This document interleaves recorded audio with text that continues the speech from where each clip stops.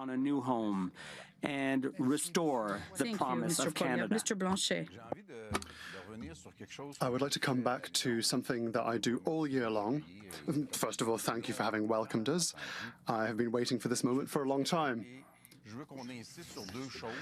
I would like to insist on two things for Quebec that I was talking about before the Trump crisis is Quebec's right to have a different and open economy, open to the world, based on its own natural resources, on its own attachment to a green economy, but also Quebec's right to be different, to have a different language, to have a different culture, to have different values, to have different immigration models that need to succeed. These are elements that should always have been mentioned, but that have a particularly new sense with this new crisis. Great. Mr. Singh, 45 seconds. Two things that have nothing to do with the American. Thank you for the question. Good evening, everybody. First, Things that have nothing to do with Americans. I'd like to talk a little bit about values. What are the values that underpin the answer to this question? Their values are supporting the NDP. Quebecers, like taking care Sorry, of one supporting the another. Liberals. We come together. That is what we believe in. That is a basic value for us. Jeez This Louise. value is embodied in our public health care system, which has nothing to do with the U.S. And we want our healthcare system to be nothing like the American one. I thought it was supposed to have nothing to do with them, So that but they can't help everyone it. can access the medications they need. And I also want to talk about dental care. I also want to expand that program, which owes itself to us. Thank you. I'd like to reassure you, Mr. Singh. I think you were disappointed. We are going to talk about health as well, and I'll ask questions about that later. Jeez Louise. First theme, therefore, obviously. You can sense the energy there is the first theme, the trade war. Let's keep that alive, right? Look at the picture they It's going choose. to be tough. We don't know what's in store with him. I don't think any solution is going to be possible. We always thought they were our ally. It doesn't make sense. You can't reason with him. The government You can't will have to reason with stand him. firm. Stay firm. We have to put him in his place. Otherwise, he'll destroy us totally. The answer should be pragmatic. It would be good I just- pause some of our services to the I just got off work, They need us. and I'm dealing with An this eye with for you an guys eye. live. No messing around. I'm late, I know it, This but mess. We need a leader who can make decisions to destabilize Trump. to destabilize and Trump, Make him respect Canada. make him respect What is this? Where do he they plan to find do these to the people? President of the United States? Jeez. What do you This is plan to dis- do with this president? That is the elephant in the room. So, for your information, there are painful. 1,073 days left in Donald Trump's term. Why do you think that you are the best person here tonight to negotiate with Mr. What about Trump? Canada? What about our Mr. country? Poilievre, 35 seconds. What about our issues? We will never be an American state. We will remain sovereign. On my first day as Prime Minister, I will restart negotiations to accelerate a deal that will put an end to the tariffs and protect our sovereignty. We can't control Trump, but at the same time, we have to control what we can control. We need to reverse liberal economic policies that have... This is, Jackie, we're minutes into this, and I'm already ripping my ears out. Cut taxes, I can't and bring believe this. jobs Like, this back is, home so that this we couldn't can be more face hyperbolic. Mr. position Carney, of 35 strength. seconds. Poor, All right, well, first of all, in a crisis, in a you crisis, have to plan for the right. worst possible situation. drinking game. Have a plan. Every time he says To build crisis, take a strong shot. economy You here won't in make it to the end of the stream. And we need to react with strength. And those are the elements that will allow us to succeed with Mr. Trump. He respects strength. He respects people who understand how the world works. I don't even know what to say. And who understand how the private sector works. And Canada needs to create other options, new, reliable partnerships This is around CPAC. the world. And This that's is what I'll do. live from the Mr. CPAC Carney, website Mr. there, Blanchet. Cyber Lily. I'm trying to let them speak, but man. Trump will hang from his own noose because their economy... Hey, is dependent whoa, on whoa, whoa, ours. whoa, whoa, whoa. I don't think Mr. Blanchet's going to be able to go to Of harm cross the border done anymore to after that. Canada, to Europe, to Mexico. This is before wild. This is wild. This is like a boomer's wet dream. Sorry, our joint crazy GDP people who are into this. This is a wet dream for them. This is hysteria. and the states. We're minutes into this, and this is terrible. Retaliation is going to hurt the states, but we have This is to a disaster. negotiate in a rational way, and we shouldn't. What about our country and our issues? And we shouldn't spin fear for political reasons. Yeah, there. That's perfect. Thank you. I actually like that part of it. Don't spin fear for It's political all about reasons. priorities. Exactly. For me, now is the time to invest, not cut. It is the time to protect what we hold dear, our farmers, our culture, the French language. These things should not be sacrificed. They're not going to win a seat in Quebec. I'd be shocked. And we Can everyone hear all right? Can you hear them? That's what we will do. The translation, that is? We will strengthen our healthcare system. We will not let it be Americanized. Oh, That my. is crucial. We must defend who we are.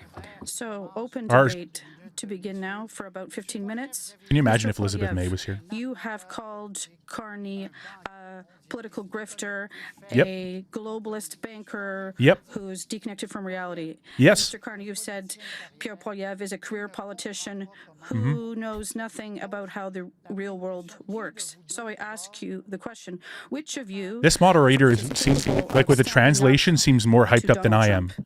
It's crazy, actually. It's giving me like some sort of energy. Because I'm going to put Canada first. I will Yep. never compromise Canada's interests. Let's go. And I will control what we can control here.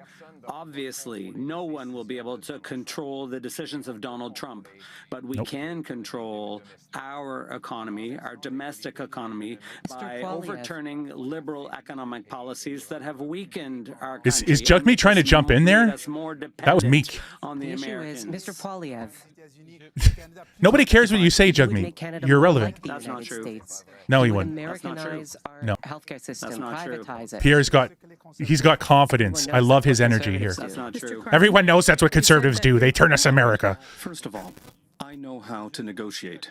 No, you don't.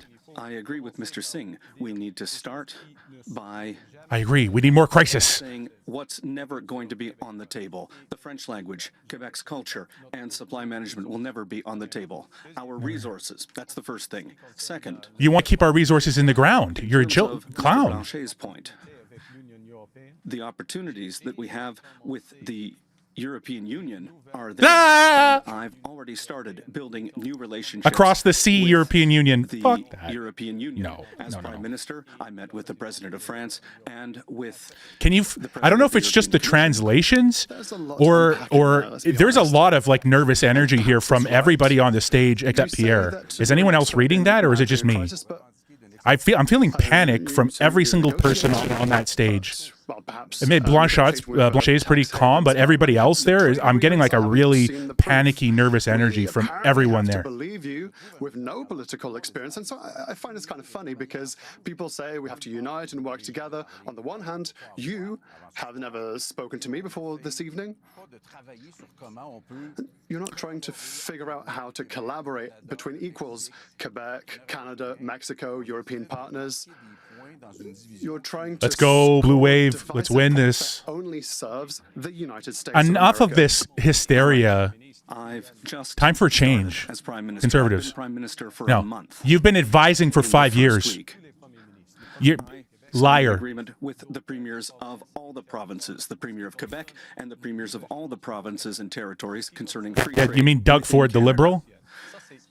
It's also an agreement that deals with trade corridors. That's an example.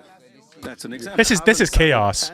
Pierre is really calm and confident. He's the only person on that stage who's giving me a reassuring confidence and a leadership The vibe. problem, Everybody Mr. else is Carney, panicking. is that your party has been in power Yep. for 10 years. Yes, thank you, Pierre. And in Let's go. that time, it's not meetings that are going to change things. It's Yep. your policies that have blocked Yes. resources. C69, Yep. which blocks not just pipelines, but also dams. Share this out, guys. mines, And, Let's watch this chaos together. Liquid natural gas exploration. We have a deal with Europe, a trade deal. The Conservatives negotiated it, but liberal legislation has prevented development, and you continue. Yes, it to has. support Look at his those face. laws. Those Look at his laws need face. to be repealed and replaced with laws that like will unleash our Mr. Burns resources over there in the and allow corner us to looking for export Smithers. abroad and allow us to become truly economically and Talk Yes. about that later. sovereign and Is this the debate? Is this the moderator jumping in? Look at this. Mr. Carney, unfortunately, your priority is, well, you had time to meet with the king, but you did not increase the amount of money people receive when they lose their jobs due to the trade war. These Yeah, days, people more receive an EI more panic, more hysteria. half of their salary. For people who have already lost their jobs, that is not enough. It won't cover the bills. It won't cover their rent costs. That shows your priorities. For me, workers are number one. We need No, a they're not. system to support our workers. We'll hear some in a few seconds, but Mr. Carney, response, and then I have another question for Blanchet. Well, first of all, we need to First of fight all. in a trade war. We need to We fight need a to trade fight war. with counter tariffs. And all the money collected from our counter tariffs will go directly to workers and the businesses that are the most affected by this trade war. You mean like the steel workers who you say that don't Tax exist? cuts, the way that Mr. Poilievre is going to do. you always want to increase them. You're a liberal. We want to cut taxes. Started as Prime Minister. for Yeah, a you've been here for fourth 5 years. term. I've just started. You were Justin Trudeau's economic Yes. advisor. Yes. Have you forgotten that? Yes. Well done. Well done. Look at his face. He's got nothing to say. Jugmeat comes to do security now. Taxes for Jugmeat comes here for safety. Look at this. Jugmeat's playing goalie for the Liberals here. Wow. Jugmeat gets in there safe. Carney had nothing to say. That was pathetic. Can you imagine Carney with Trump? My goodness. We've cut the Carney consumer just carbon like tax. That's wiped Mr. himself. Blanchet. Wow. Wow. We've been telling Canadians for several days that it would be better to have a minority government. You said it clearly. Let's go and look at Pierre's odds as this is happening right now. I'm going on Trump, Poly Market can real quick. Canadians not want a majority government that's stronger? I don't know where that reasoning comes. The minority government would be weaker than a majority government. Go tell that to the Germans, who have only governed through coalitions recently. Many countries. Carney have is coalitions. terrible. If that is He's the population of the absolutely people, terrible. Then great. At this point, it's possible that Canadians and Quebecers, perhaps, choose to trust in someone who has the least experience in politics. Quebec Carney's has a liar. different economy, Just different became the interests, prime minister. different I wasn't involved. everything. We want a parliament where our economic difference is taken into account. No. Let's talk a little bit about Quebec will win if Minority Canada wins. Everybody wins, including The whole Quebec. point of a minority government is to help people, to make a difference in people's lives. But Does he believe Mr. this? Blanchet, unfortunately, Yeah, I think Carney's going to walk out. Like he looks minority mad government, you already, and showed it's minutes you in. were as And he has- useless as the monarchy is. This is the monarchy. Nothing Now he's, for people.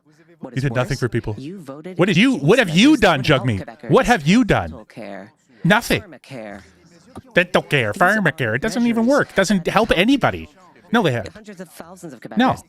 No, they haven't. Jurisdiction, Garbage. social care, healthcare.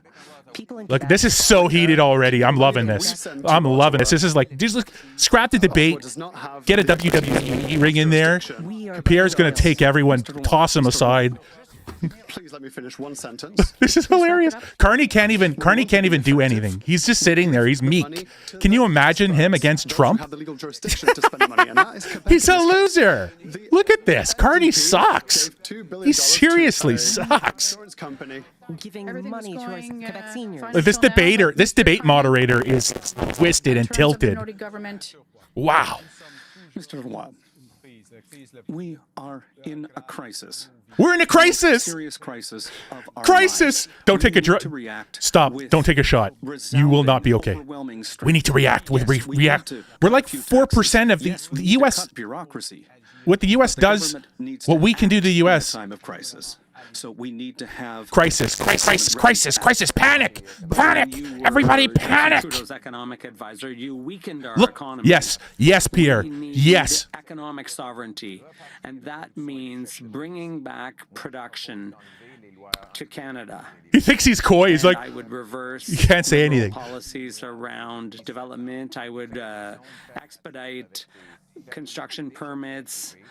We would have pre-approved permits, and that would, and I would also make sure that we could send our energy to Europe to break Europeans' dependence on Putin, and to break it on Putin. Conservatives and the liberals. What a mess! This is a mess. Not you, not Great, regular we do have a Canadians. segment on that. That's the difference. We have a We're doing segment it. on We have a energy segment on and prioritizing the so wish. We'll come back to that later. Jeez There are Louise, people this who is are watching crazy. us who are concerned. There will be negotiations with the Americans, obviously. Hopefully not with Carney. What? Well, you'll all say Back to supply the crisis. management Back here, to but America. I'd like to say that Canada gave up market shares during the last 3 trade deal negotiations. We're talking about more than Watching it $150 from down here. million a year in losses for Canadian farmers. So what is something you wouldn't concede in a I will negotiation? defend supply management. I will defend the French language. I will defend our healthcare system.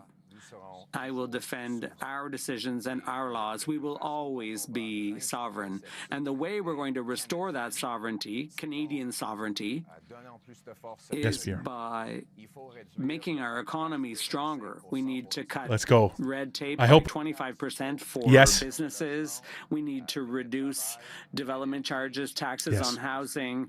We need to support labor and energy Great. and domestic management. production. That's how we can be more sovereign. management. We'll go around the table. Mr. Carney, in the face of the U.S. It's nice to say supply management, but we've said it 3 times and it hasn't been done. So Well, this is the first time that I will be at the table if I'm elected as Prime Minister.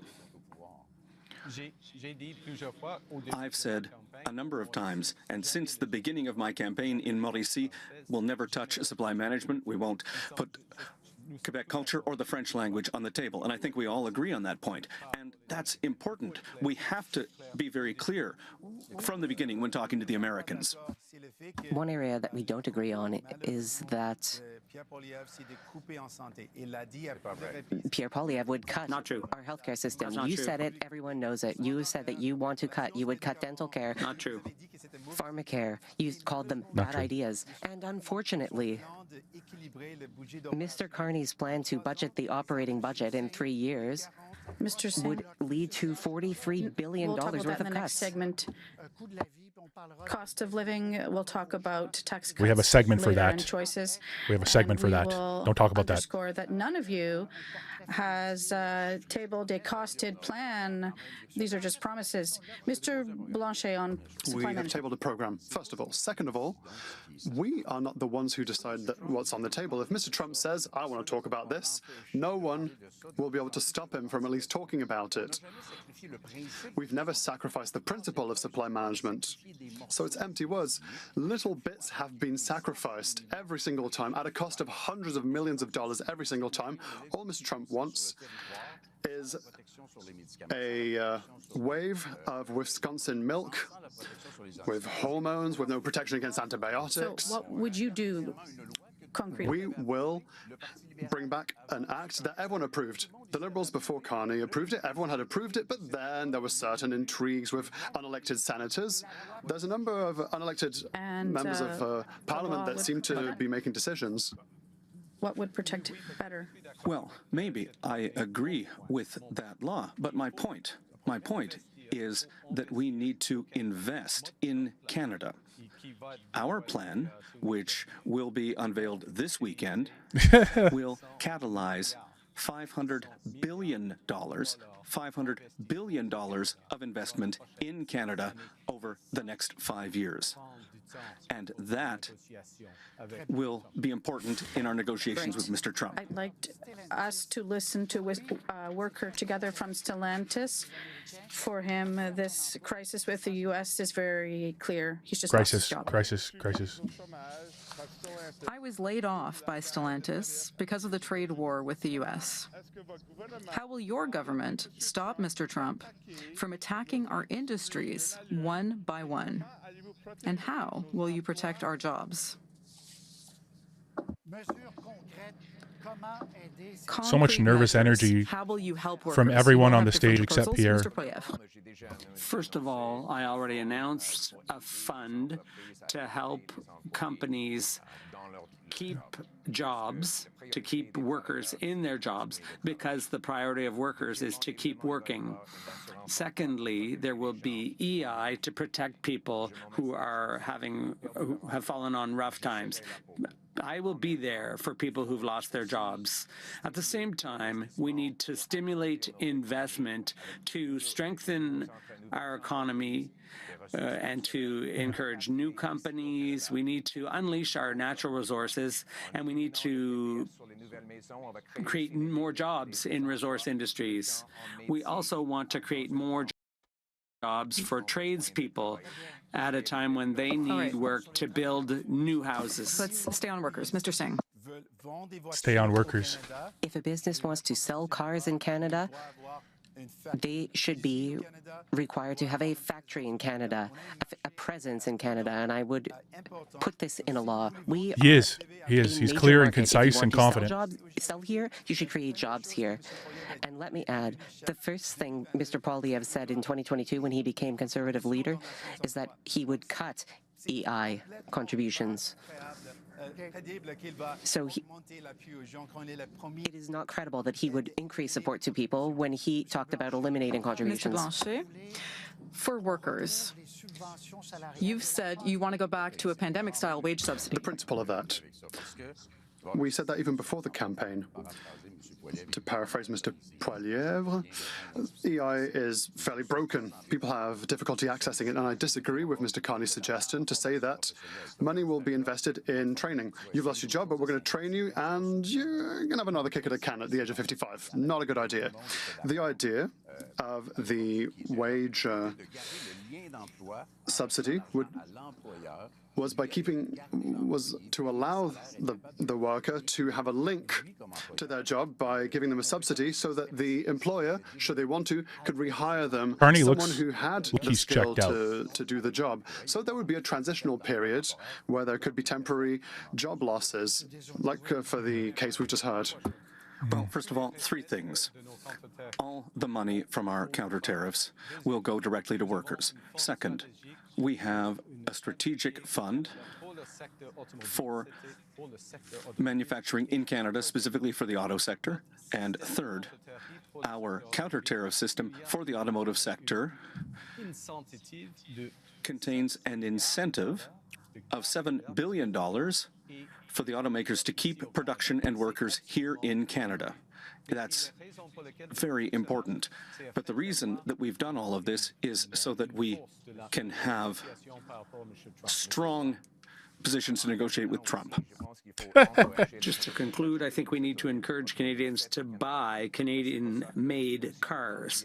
And that's why, as long as there are tariffs, we will scrap the GST on cars and trucks that are built here, mainly built here in Canada. Because my next... That's huge. I think the tariff is... How come Pierre didn't get any time to speak there? They cut him off. What allows companies to buy and sell more, then yes, I do agree with that approach. 70%. Mr. Poilievre copied our idea. We announced the GST lifting for Canadian-made cars beforehand. Chug me. Now, there are a lot of things that are in all stand-up of your comedian platforms, so we'll come back to that. Now, 70% of Canadians say that they're buying fewer American products. It's a big number. No, they think they are, but they're not. It's everything. American-made is everything. USA product that you no longer buy. How are you participating in the hysteria? I buy my own strawberries. So you don't buy strawberries anymore? I buy Quebec strawberries, and I do my own shopping, by the way. What products have you not bought, Mr. Carney? No more wine, no more alcohol, no more American alcohol. I do my own shopping, and I cook at home. Lots of products. Fruits, there's a lot of Canadian apples. So you're making an effort? Yes, I'm making an effort with apples, other fruit, strawberries. I can't believe they're asking them what kind of hysteria they're doing. These days. I bring it up because I do my own grocery I'm in a shopping, different which position. Carney does not. This is a delicious conversation. He's funny. Pierre's funny. It's beef in my case. I buy Canadian beef. It's the best beef in the world. Alberta Angus. Let's go. But I never buy American strawberries either. Organic beef from Quebec is also not bad. Well, let's share some of that All someday. right. It's very beautiful to see. Our next theme is the cost of living. Yeah. All right, so we got some air here. He can manage our money. Oh, we're having a hard time here.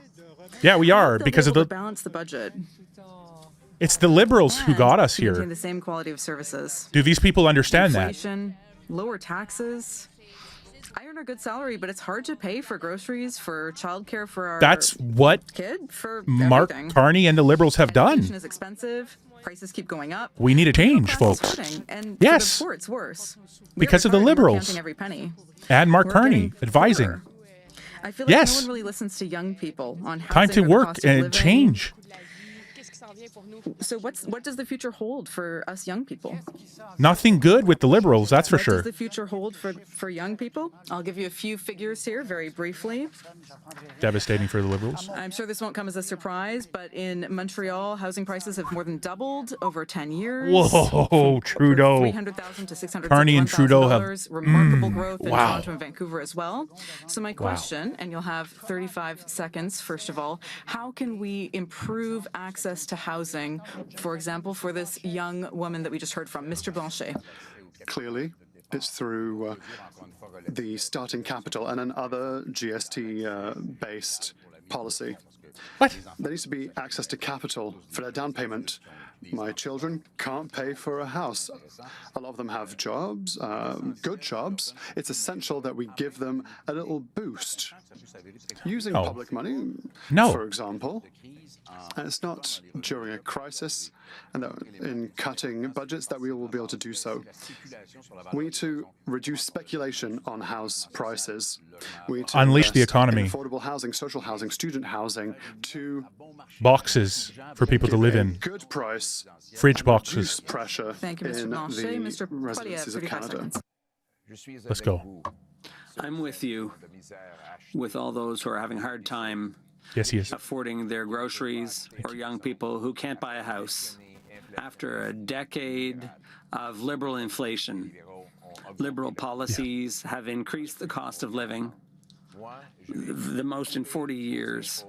I will cut your taxes for the average worker by 15%. We will scrap the GST on new homes, and we will incentivize municipalities to speed up permits and construction so that young people can once again buy a home and restore the dream of home ownership. In order to fix this crisis in the cost of living, The crisis is the sure word. that Canadians have Crisis more is the money word. in Do their not drink pockets. on the word crisis. You will be in they trouble. need to have more Canada in their pockets. So Exactly. that means a tax cut for the middle class.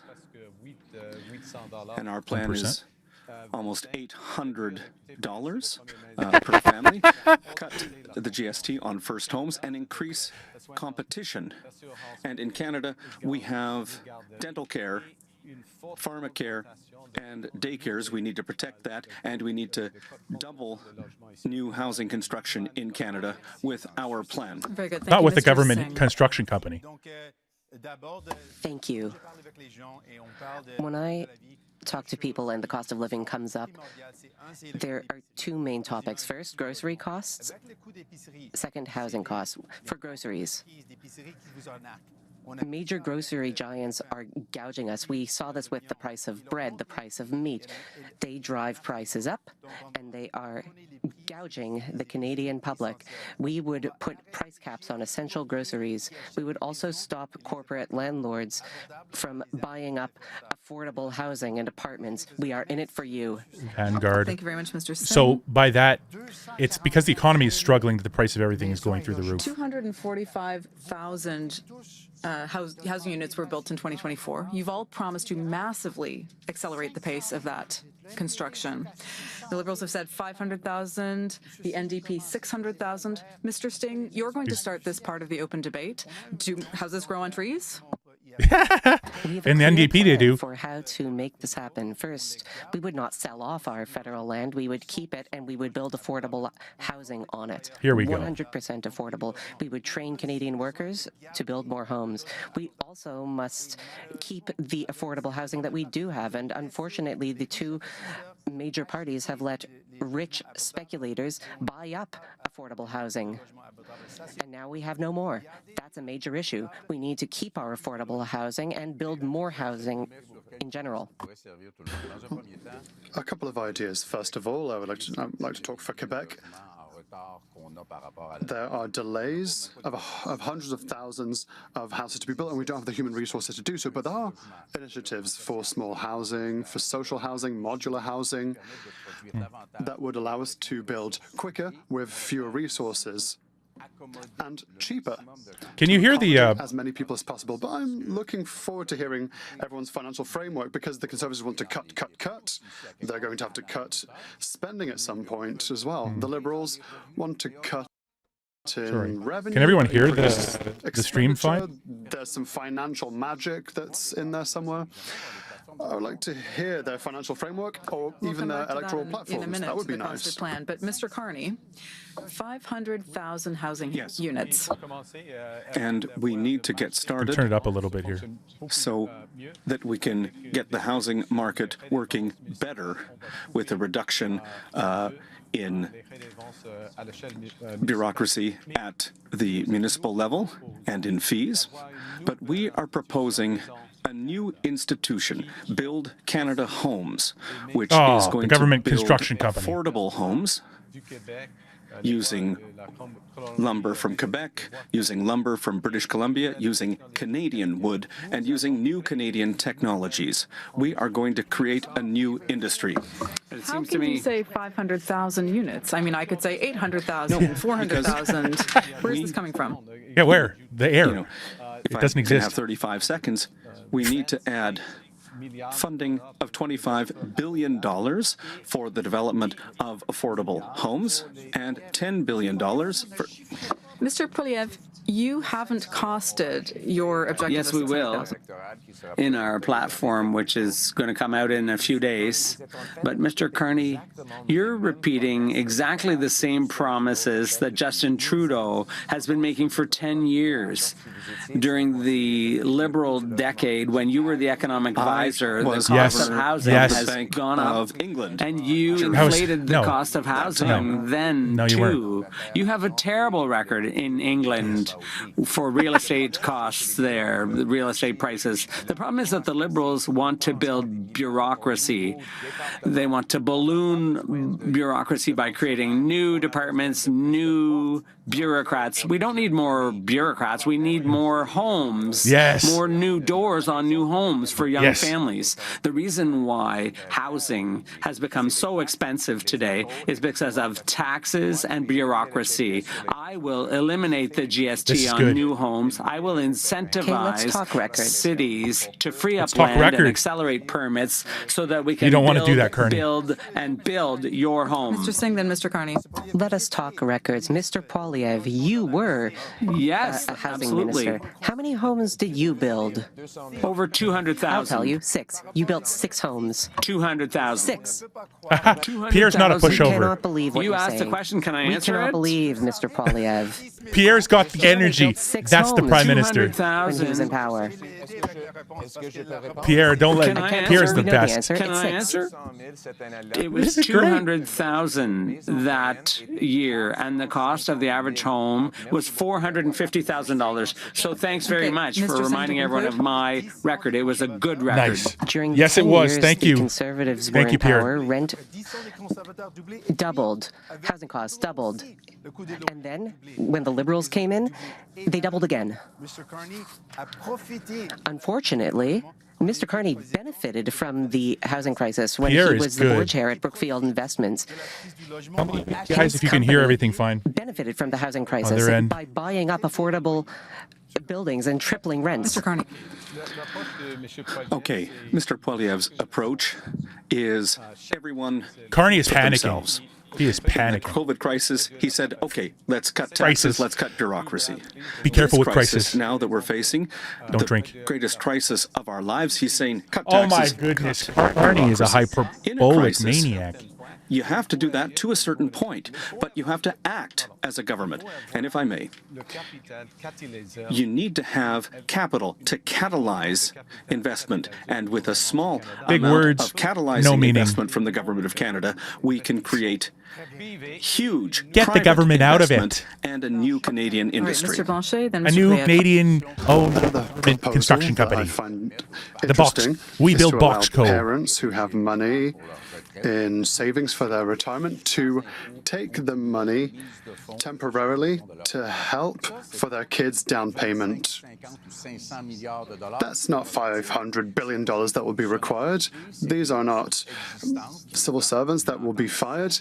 This is a logical decision made by parents like myself who want to help their kids without money from the state, with a tax measure that helps retirees who want to help their children. Would that not be more concrete than programs after programs that are just empty words and for which there's no financial framework? Yeah, I'll come back to that in a minute, but let's let Mr. Poilievre conclude because you were having a conversation Yes. with Mr. Carney. Mr. Carney, Oh, wow, fairness. in 2020 and 2021, you said that inflation wouldn't happen and that it would have been a good thing if it did. You were quoted in the media and you even advised Justin Trudeau to print money, and that's what caused our inflationary crisis. You're just like Justin Trudeau. Yes. You have exactly the same policies, the same approach. We need change. And Yes. you, Mr. Carney, you do not You don't embody represent change. You represent the ultra-rich. Mr. Poilievre is not Justin Trudeau. I'm not Justin Trudeau either, okay? Yeah, well, you're his In advisor. this election, the question is, who is going to succeed? Who is going to face Mr. Trump? Oh, here we go. Same parties, same ministers, same caucus, same ideology, same hostility against Quebec. It's not just because the leader changes that the philosophy will magically change overnight. You are all proposing, or just about all of you are proposing tax cuts. We'll see them up on the screen here. Mr. Carney announced that on the first day of the campaign. Mr. Poilievre's been announcing them for a long time. So for a couple earning $90,000 a year, you can see the numbers up here: $1,299 in savings for the Conservatives, $1,011 for the NDP, $577 for the Liberals. And the cost of those measures is really what I want to underline here. Mr. Poilievre, you're spending more on tax cuts than the NDP or Liberals. Now, you've all arrived here this evening with no costed financial plan. It's been a long time since we've seen that at the time of the leaders' debate, the leaders don't have a costed plan. So we don't know how you're going to pay for these tax cuts. Now, I'm going to be careful how I word this, but don't you think it's irresponsible to Canadian voters to do this?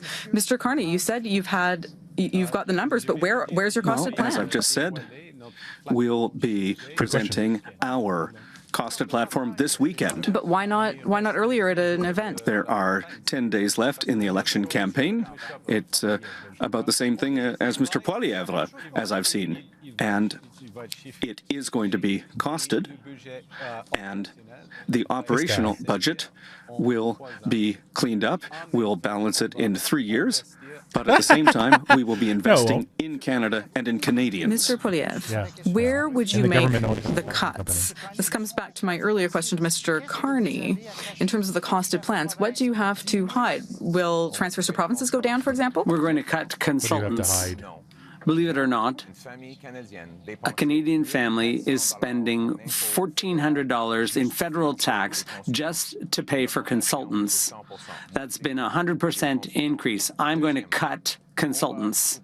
Secondly, we're going to cut the cost of bureaucracy through attrition. People will be retiring, and we don't need to replace all of them. We can slowly, gradually reduce the cost of the bureaucracy. Third, we're going to pass a dollar-for-dollar bill. For every new dollar in spending, there will have to be a dollar in reduced spending. That's huge. Huge. And we are going to generate $70 billion But again, more in you revenues. and Mr. Carney Why is the don't debate have a moderator costed acting plan like that we've this? seen. Let him do. We are the only party that has talked about ways to increase government revenues. I hope nobody minds people talking over Jagmeet, because he's going to have 8 seats if he's lucky the next election. He's not going to win his own seat. Empowering So, the CRA to go I'm trying not to after jump over these guys. corporations that are not paying their taxes. These are not tax increases. These are taxes that are already supposed to be paid. The CRA has said that tens of billions of dollars in revenues are being lost. Pierre Poilievre has been very honest with Canadians. He will cut. He will cut healthcare. true. No, he will not true. cut That's work, false. Pierre. EI. He said this back That's in false. 2022 when he became That's it. That's how you leader do of the it. Not Conservative true. Party. That's false. And Mark Not true. Carney That's has false. also Yes. said very clearly that he would make massive no. cuts. No. He would cut $43 billion worth For of the first spending. time. I'm going to turn this up just a Mr. bit here. Blanchet. I don't know. That's not right at all. I've said there is an operational budget that's over $200 billion a year. And that budget has grown 9% year over year over the last 10 years. Yeah, under you guys. We need to slow down that growth. And we'll do that with technology. We'll do that with attrition, as Mr. Poilievre has suggested. And we can He just do that. takes And Pierre's we will do ideas. that, and it's He necessary. just takes Pierre's ideas But in real time. we're not going to cut transfers to individuals nor transfers to the provinces. So the provinces will not get less money. This is Mr. chaos. Blanchet, is that Pierre's what the you only believe? one on there who's confident and I calm have an issue with and in this. control. These are Harry Potter financial frameworks. You need a lot of magic to make it work. There needs to be more money, That's funny. but we're going to do cuts. They want to be more conservative than the Conservatives. Basic economics. 'Cause that's what the country needs. When there's a threat of recession or slowdown, that is when the state. Well, that's why we're not saying cut taxes. We're saying make good investments. We want to invest in our military forces. It's the time to do so with Canadian companies, the Quebec tramway that Mr. Poilievre doesn't want to do. That's what we have to do. We have to have targeted investments, health transfers so that the Maisonneuve-Rosemont hospital can be We'll do that. renovated. It's time to invest in infrastructure, public infrastructure with public money so that everyone can keep their jobs. So no tax cuts. No, it wouldn't be a tax cut. There would be a specific budget for It's it. necessary. We have to keep going. They want to do one thing and the other. Cut, but somehow make more money. Yeah, because Something doesn't unleash the work. economy. We've started with the cost of living. We have to cut taxes for the cost of living. What Mr. Blanchet said is true. You were talking about a magic spell They're so here, Mr. heated. Carney. They're so heated. Pierre This is is one rare cool and moment where calm. we agree. On February 16th, you sat down with Rosemary Barton and you said that you would cut spending in Yes, the operating budget. operational spending. That's different. You said One at a time, please. that this would affect Chaos. transfers for healthcare and to individuals. Mr. Roy, no. I have a question. That's not right at all. That's not right at Please. all. Mr. Carney, you'll have the opportunity to answer later. The question that people are asking themselves, and you may have heard this, Mr. Singh, you've promised that every Canadian will have a family doctor, that there will be vastly more nurses. Does the federal government need to continue developing more national plans like pharmacare and dental care? Or, option two, should they be giving more money to the provinces for health care? Mr. Carney, you'll start off. More programs or more money First for of all, programs? the priority for the federal government is to invest and to catalyze investment in the most serious crisis we're facing in our lives. Oh We my need to goodness, the catalyze crisis, private investment crisis, in our crisis. economy to create new and good Just jobs. so That's much. the first thing we need to do. In terms of transfers to provinces for healthcare, yes, there are limits to the federal government's activity. No, So no new new programs. programs. No. Mr. Blanchet? It's easy. all premiers from the provinces and territories unanimously asked for a 35% health transfer. I would like to re-explain it. The federal government receives more money than it needs. It needs $10, it gets 12. Quebec needs $10, but it only gets 8. Oh my goodness, So the Quebec. federal government could take its surplus and say, I would like to invest in your jurisdictions. The Liberals and the Conservatives agree on this, and the NDP loves butting its nose into provincial jurisdiction. The Constitution sets out jurisdictions. The easiest way is to give the money without conditions. You've said that we do need to step in, that we need to have more programs like this. Let me explain. Absolutely, we need to increase health transfers, absolutely, in order to help out the provinces. What is more, we are now in the midst of a crisis, a healthcare crisis. It is being felt here Everything's in Quebec a crisis. The country. It's called Liberals and NDP. We should recognize that a leader is someone who looks for solutions, not excuses. Yeah. I believe that we should be investing more in fixing problems. And yes, we can work with the provinces to hire more healthcare workers. We can work with them to get through this crisis. Oh my goodness, do not drink if you hear that word. You will die. To bring down the cost of medication. We believe in helping people. Why do they even give him, like, he's going to have 8 seats if he's lucky. Deciding Quebec's priorities isn't your jurisdiction. I don't go to your house and tell you how to pay your wall, do I? It's money that you would refuse to give Quebec. We can do two things at once. We Poilievre? can transfer Give Quebec money and then work with the provinces on other solutions. Mr. Poilievre, more money to the provinces or more federal programs? I think the federal government is taking too much tax revenues and delivering too little. And that's the Liberal track record after 10 years. And the question for Canadians is, you can't afford your groceries and you can't afford your rent or your housing because it's too expensive now after 3 terms of Liberal government. Will a 4th Liberal term change things for you, enough for you to be able to buy a house and have a beautiful life? Okay. For the health program, I did not Here's know. on money here. No.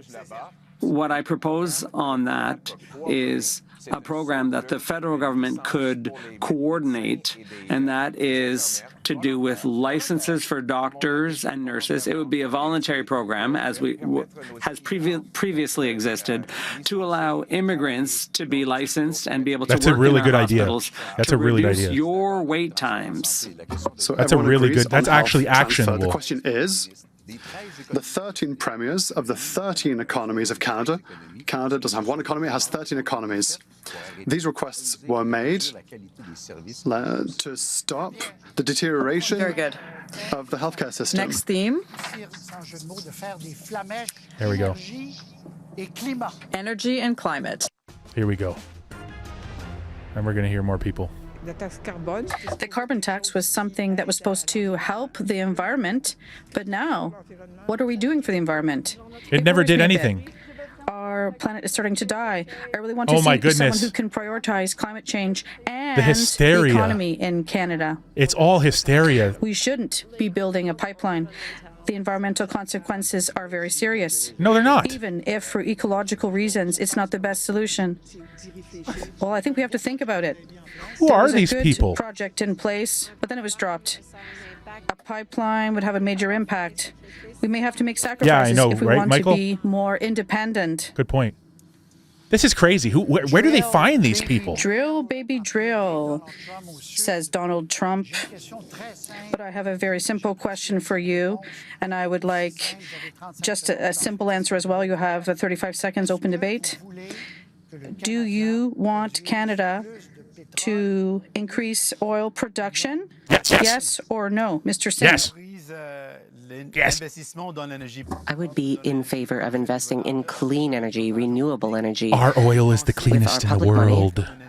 I would spend on projects like an east-west clean energy grid. Yeah, it's called Alberta Oil. It's the world's cleanest. For our future. That is we where we should invest. We need real energy. Funds. Oil. So nuclear. More or less oil or the same amount as right now? You want to increase it? That's what people want to know. Are you increasing oil production?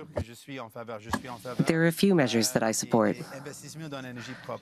investing in clean energy, Answer the question. bringing down our We'll get to emissions. that in the open debate later. But the question is very simple, I think. Mr. Carney. Yes, more oil so that we can reduce our With no imports, pipelines. especially our imports from the United States, a country that is threatening us right now. But in order to do that, we need to have low-risk oil. Canada is a low-risk country, and low-cost oil. Canada's more or less that right now, but we also need low-carbon oil because we need to be competitive over the long term. So at the same time, we need to have pipelines. We need to invest in carbon stockage, carbon capture as well. That's very important for our competitiveness. Garbage. Mr. Poilievre, No, it's not. Should No, we it's not. produce more oil in Canada? Yes. Yes. And Knock him out. we have to be able to get it to market by pipeline. Yes. Unfortunately, the other parties passed an unconstitutional law, C-69, Thank you, Pierre. which is a no more pipelines bill. And that's why Canadians and Quebecers now have to buy 139,000 barrels of U.S. oil every day. I will repeal C-69. Let's go. To allow for the construction of hydroelectric projects, mines, and also pipelines so that we can get around Donald Trump Mr. and Blanchet. be sovereign when it comes to That's energy. a real answer. As to who That's a will real be the answer. biggest oil head here. The Americans buy our oil, we buy their oil, because that's how geography works. I want less oil. Oh, Let's just be clear. The one that approved 9B for Enbridge was me when I was the Environment Minister, but I say that we have to progressively wean off of petrol and oil because the cost on families will be far worse than what Mr. Poilievre says. yeah, let's just be poor and cold Paying for the instead with no consequences energy. of climate change will cost billions of dollars every single year per family. Let us invest in Thank you, Quebec's Mr. green Blanchet. energy. I'd like my to God. ask a question to launch the debate. Mr. Carney, for 17 years now, the Liberals have been telling us that the only way to fight against climate change is to put a price on carbon with the carbon tax. There was elections on this. But the first day you came to power, you abolished this tax. What should Canadians understand from this? Is the fight against climate change no longer a priority for Liberals? Not at all. It is still a priority, and it's a priority for Canada. We're talking a lot about diversifying our trade partners around the world. The European Union. We need to reduce greenhouse gas emissions in manufacturing and energy in all of our products so that we can have better access to that market. But in terms of the carbon tax, we cut the consumer carbon tax. And that covers about 6% of the reduction in greenhouse gas emissions. We are maintaining the industrial carbon tax for big polluters, but we're creating a new market so that major polluters will pay people and households to make Mr. Poilievre, green decisions. You would This is axe nonsense. the second carbon tax as well, the industrial tax. You would eliminate both. Yes. Eliminate both. Yes. Yes. So there's not even a fight against climate change or no incentive except That's not true. less gas. There's a cost I love how he corrects associated it. with using energy already, but my approach is a pragmatic one. For example, the National Bank calculated that if we export our natural gas, our liquefied natural gas, to India, for example, to replace coal, that could reduce emissions in India by 2.5 billion tons. That's 3 times the emissions of all of Canada, and would also bring a lot of money back to Canada. The Liberals are blocking the construction of the pipeline and of the LNG plants. For example, LNG Quebec is a project that would make it possible for us to sell our energy very profitably to Europe and reduce Europe's dependence on Putin. And that's what I would like to do instead of feeding into Putin's war machine. Mr. Carney's abolition of the carbon tax means that Canadians outside of Quebec will receive a rebate for several weeks still for a tax that has been cut. So this puts Quebec in an unjust position.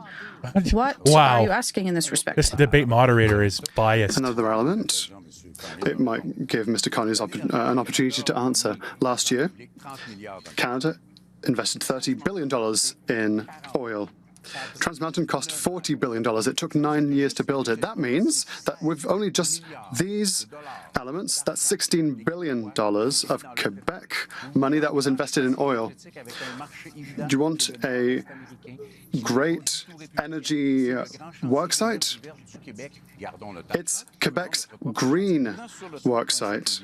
So let's invest there.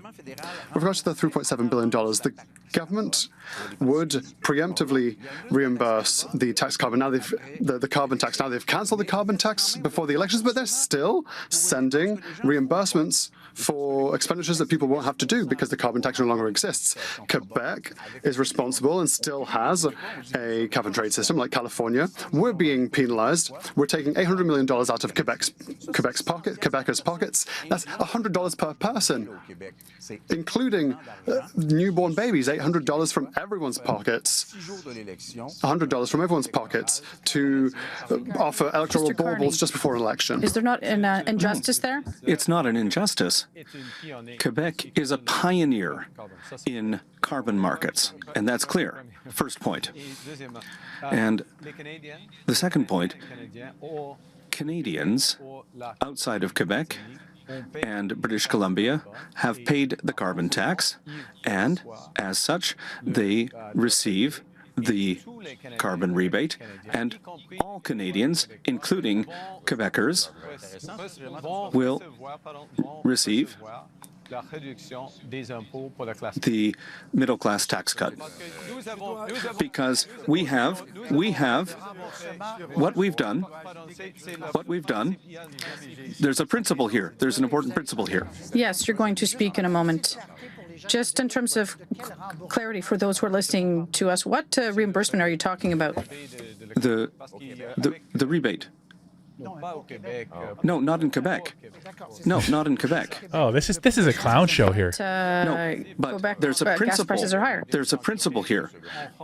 We are making people whole, people who paid the carbon tax, and we're doing that in a fair way. Europe, Quebec, and California has a system that incentivizes companies to reduce their greenhouse gas emissions. It's about 9 cents per litre, and it's much cheaper than the potential effects and future effects of climate change. This is pure chaos. Guys, like the stream. We are talking about the climate crisis here. That is not something that is a long way off. This is something going on right now. We are already in the midst of the climate crisis. We have seen Is the climate crisis in the room with us right now? Temperatures, forest fires, flooding. Wow. I agree with Mr. Blanchet that it is too high a cost to bear, so we need to do something. I spoke with one mother before I became a father, and she said, I'm worried about my children when they play outside. I'm worried about the BC forest fires. This is hysteria. Children cannot breathe the air outside. What? And now that I am a father, I feel the same anxiety. My goodness, these people live in panic With land. forest fires, people cannot breathe the air. Wow. So we need to do something. We need to protect our environment, and we need to protect our children. Mr. Poilievre, you're clear. You're saying that we need a pipeline. If, in spite of all of your efforts with the Indigenous nations, they say no, would you impose it in spite of all of your efforts? If Quebec says no, would you impose it? Well, first of all, you shouldn't assume that because most Quebecers want a pipeline. According to the polls, Look, there's no social acceptability for the status quo. Thank you very much. That is the most empty I sentence speak? I've ever heard in this debate Can I so answer far. the question? No, it's Blanchet it's is really nonsense, monopolizing. Absolute nonsense. I'll say what it means. I'll tell you. Quebecers who buy oil from Alberta, it's got to go through the U.S. currently, which gives Donald Trump power over our own energy. You say you're in favor of sovereignty. I'm in favor of economic sovereignty and energy sovereignty, and that requires a It's pipeline yet across another Canada. scarecrow. No, The you're the US will scarecrow. never bomb their economy so much by sacrificing a hugely know. profitable product. That's such Whoa.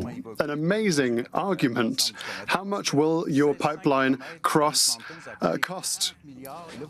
Trans Mountain cost $40 billion, but Do now anything to you fight want the a U.S. except build a 4,600 pipeline? We'll still use the pipeline pipelines through their without country? investors, These people are with crazy. Europe that doesn't even Mr. want it in the Poilievre and first Mr. place. Carney. Just to clarify, I would never subsidize pipelines. That's unnecessary. They're very profitable. The only reason why it's expensive now is because there are rules and legislation that prevent the construction of pipelines because of bureaucracy. We're going to get rid of red tape. We're going to open this up to I'll ask my question again. Protections, cutting environmental regulations. If Indigenous nations, in spite of all your nice efforts, I'm talking about Mr. Carney and you who want a pipeline, if they refuse, what do you do? Ifs and buts were candies and nuts. Are you saying we'd across have, the board? Yes, something. we've seen this. Because He can't say that. He doesn't get to impose his will. Mr. Poilievre, if there are Indigenous nations or provinces that are against it, what do you do? well, there are others who will be in favor. For example, Mr.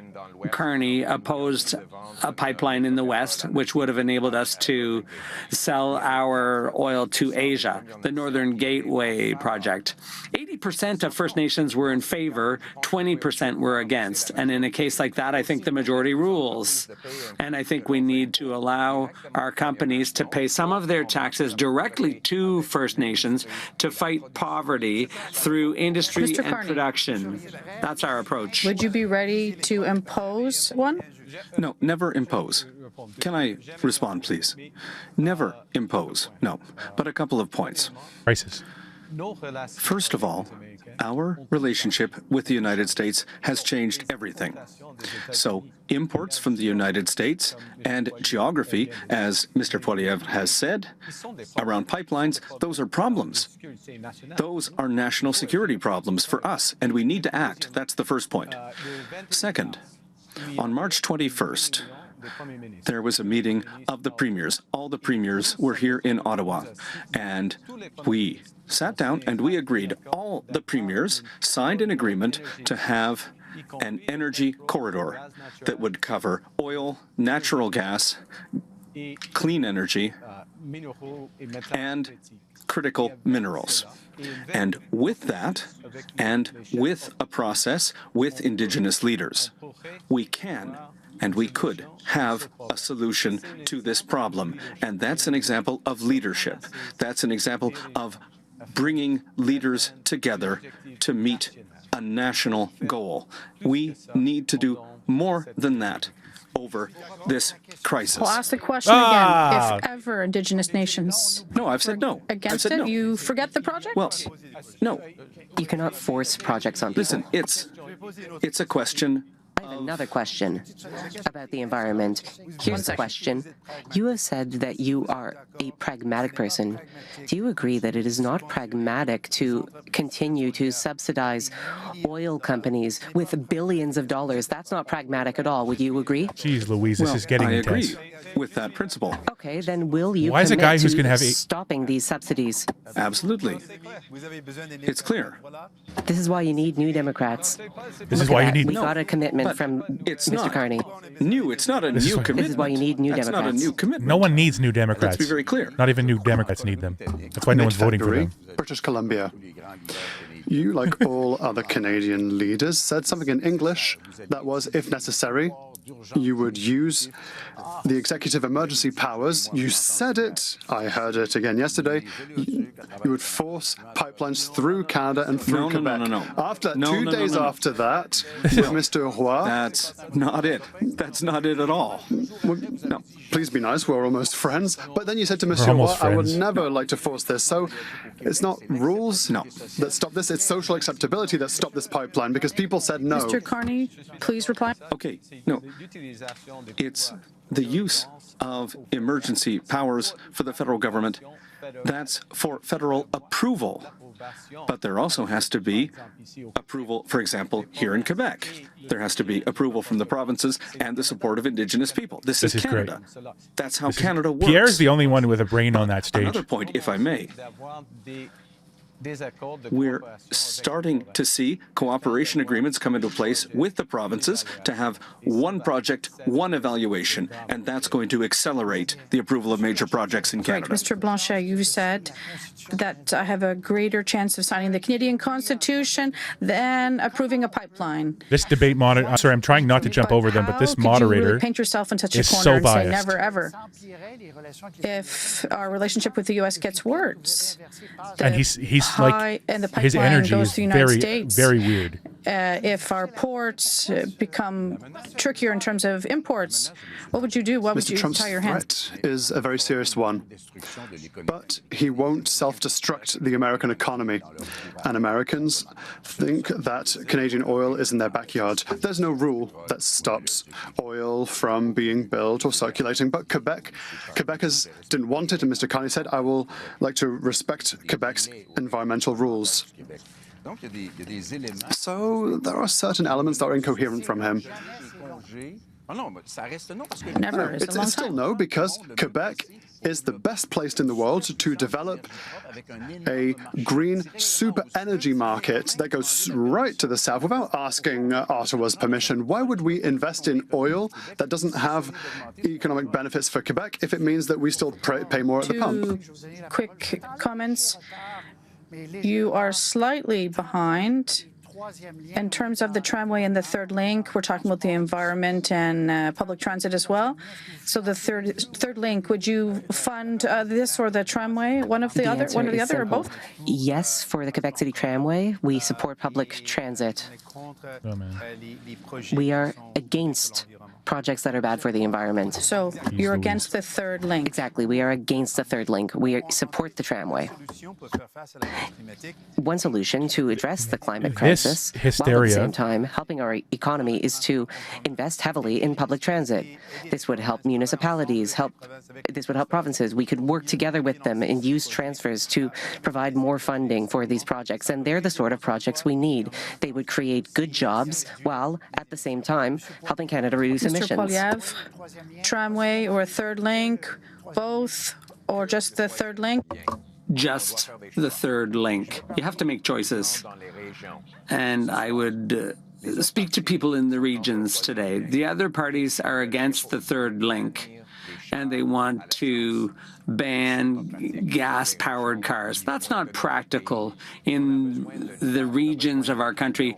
You need a truck, you need a car in order to live in regional areas. So I'm going to reverse that. You'll be able to keep your truck. We will build highways and bridges so that you can live a good life in the Mr. regions. Blanchet, both projects? The Quebec government wants the tramway. The city of Quebec City, rather, wants the tramway. The federal government needs to give the money required to the provincial government for the tramway. He does. We don't know what a third link looks like. We don't know where it's going to go, under, over. We don't know what color it's going to be. You are supposed to give your opinion on that for the past three debates. Please remind me of my past. Mr. Carney? Well, I can be quick. Tramway, yes, because there is a project that's underway. We support it. And as Mr. Blanchet has said, there is no project right now for the third link. But I think the third link will be a blue one. It'll be blue? Right. That's good. I don't have a lot of time left, but I'll add one more question. Do we have to speed up the development of nuclear power? Yes. Yes. Yes, absolutely. and for a couple of reasons. Across Quebec, in Ontario? Well, yeah. It's a choice that Quebec and the provinces will make, but we have a major advantage here in Canada. We have uranium. We have big nuclear companies, including Westinghouse, Candu, and others, and we have technology yes. in small modular reactors. So it's a great opportunity. I understand there are worlds in the countries in the world that need nuclear energy. I don't think Canada needs nuclear energy. Yes, it does. Quebec doesn't want it. I'm not going to yes, we do. interfere in Canadian energy, Well, but they could be... This guy's Quebecers stupid. don't want nuclear energy. Stupid. I'm also the one Fearmonger. that managed the closure of the Gentilly Dumb. plant. But we're not going to reopen it. As a national project, I am in favor of an east-west energy grid that would connect Quebec with Manitoba and Nuclear power? BC to transport clean energy. It could. I'm not so much in favor of nuclear energy. I support renewable Poilievre, and hydro nuclear energy power. more. Nuclear In is the favor. best energy. That's one of the best sources of electricity. It provides 60% of the electricity in Ontario. Unfortunately, bureaucracy slows down construction without adding any safety. So I would take the politicians off the Nuclear Safety Commission and allow scientists to do the work so that we can add Very that good. source of energy to the portfolio.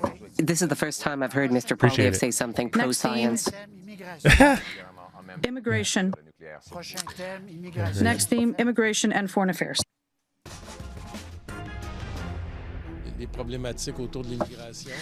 There are lots of issues with immigration that are linked to Donald Trump. It's hard to immigrate these days. I'd like to stay if I can find a good job. We have to deal with people who are arriving in droves because people are arriving and they don't have work. Should we let them in or not? Why not? Why not welcome them if we have the capacity? We don't. Do you think we should let in anyone who wants to come? In the United States, there's one rule. In Canada, there's another. I think everyone should follow the rule. What does any of that even mean? We know there are over 500,000 Haitians currently living in the United States who are now being threatened with deportation. They may is that? lose their temporary protection. I'll show you the numbers here. Fear-mongering is crazy. The number of people crossing the border in Saint-Bernard-de-la-Colle, 1,411 people in the first half of April. That's more than in March, February, or January. So you can see the numbers are growing. Simple question. You have 35 seconds each. Would you accept these Haitians into Canada or not? Mr. Carney. The 500 first of them? all, 1,000? This is a What? question of humanity. What? This is a human issue. And these are some of the most vulnerable people in North America. We can't save everyone. There are limits. We have to be human, but we have to be realistic. Canada cannot accept everyone. And we have an agreement with the Americans, the Safe Third Country Agreement. And under that agreement, we will send back most asylum So seekers. they would be mostly sent back to the U.S. Mr. Blanchet. The rules aren't tributary to the origin of the requester. We can't say we'll welcome the Haitians, but tough luck to the Venezuelans. The rules need to be the same for everyone. I'm particularly sensitive to this because I often meet with Haitian representatives. They are francophones, and so it's easier for them to integrate into Quebec. If Quebec is able financially to welcome them, then I'm sympathetic. But the rules have to be applied, and Quebec's welcoming capacity is at its very limit. The formal rule now would be to send them back because they are in a safe third country, i.e. the U.S. Mr. Singh. In general, we should do our part. It's a question of humanity and compassion. We appreciate the fact that our country is founded on immigration. That is something important to us. We want immigration levels that are in line with our needs. But if Let me try something here, guys. yes, we need to Let me just take a in quick second people, here. but if we cannot accept people, well, we don't want them to have a bad life here in Canada or in Quebec. So we need immigration, but we Poilievre. cannot take everyone. All of this just makes no sense. Yes or no? The specific question The question is, do we accept those people? for the people crossing the border at L'École, would they be welcome to Canada or not? Because we have the right to send them back under the Safe Third Country Agreement. Unfortunately, they have to be returned because Nice. immigration has to follow the normal entry points. Yes. Quebecers are extremely generous and welcoming. They welcomed my wife, as Mr. Blanchet mentioned, but the Liberal government has abused Quebecers' generosity with an out-of-control immigration system. The population has grown 3 times faster than the number of new homes built. This has created a housing crisis in Quebec. They're at the breaking point, and the government of Quebec has been given the power to choose immigrants. That was under the Mulroney government that power was delegated to Quebec. So we need to have realistic numbers, realistic based on our I need to housing jump capacity. in here. What Mr. Poilievre is saying is that immigrants that's not should be blamed for That's something not- that is really that's the not what he fact of said. successive conservative and liberal governments who have not invested enough in our resources, who have not built enough housing, who have not welcomed people in the way that they should have been welcomed. This We need to cannot take be care of our blamed country, on man. Immigrants. All right. That's not true. Quebec is now asking, given the number of asylum seekers in its territory, for $500 million. This that is a was the amount crisis they asked for in 2024. that doesn't need to exist. Mr. Poilievre, you'll be starting this open debate. Would you be sending a $500 million check to Quebec? We have to work with the government of Quebec to fix the damage the Liberals caused Yep. with an out-of-control immigration system. And I also have to say that I reject the Century Initiative, which is a Good. Liberal policy to balloon Canada's population to 100 million people. That's extreme. I think we should go back to immigration levels that are such that the population never grows faster than the number of houses, jobs, or healthcare Mr. Carney. services available. Would you give more money to Quebec? And more generally, where would you like to have the immigration quota set? Yes. We'll start with the second part. We need to have a cap on all types of immigration for a certain amount of time so that we Forever. can increase our capacity to welcome newcomers to Canada, including in housing, in training and language training here in Quebec, and make sure that the social safety net can accept them. And in those So, circumstances, sorry, the targets announced by your predecessor, Mr. Trudeau, you would bring them down further, is that correct? well, there are some challenges here in Quebec, for example. Challenges with temporary foreign workers, for example. And it's a question of distribution, if I can say it that way. The distribution of workers across Quebec. And there's a shortage of workers. But we will maintain the cap on immigration for certainly a couple of years so that we can increase our ability to welcome Mr. newcomers. Singh, A whole bunch of nothing, really. would you reduce the number of immigrants to Canada in general? Instead of answering with a simple yes or no, I would want to base our response on the facts. It is obvious that we need immigration. When I speak to Quebec farmers, they tell me, yes, we need immigrants to work We on our need farms. When I talk to to small take and care medium businesses, of the people they who are tell in me our that country. we need immigrants. The question is, what level of immigration? We would base our immigration levels on the findings of an expert panel, which would study our capacities. Then we would have a data-based number. But I do not want to fall into the trap of fear-mongering or blaming immigrants for things. We need a facts-based, needs-based Mr. approach. Blanchet. Temporary foreign workers Like and are share the temporary. stream. They're a different category. Foreign students are a separate category, and they are essential for our post-secondary establishments in Quebec and in Canada. Unfortunately, it's being used as a roundabout way to get asylum, Yes. and asylum is also taken advantage of through smuggling and organized crime. We don't want to import vulnerable workers because we simply need people. Asylum seekers should be people who are in distress that we need to welcome based on our welcoming capacity.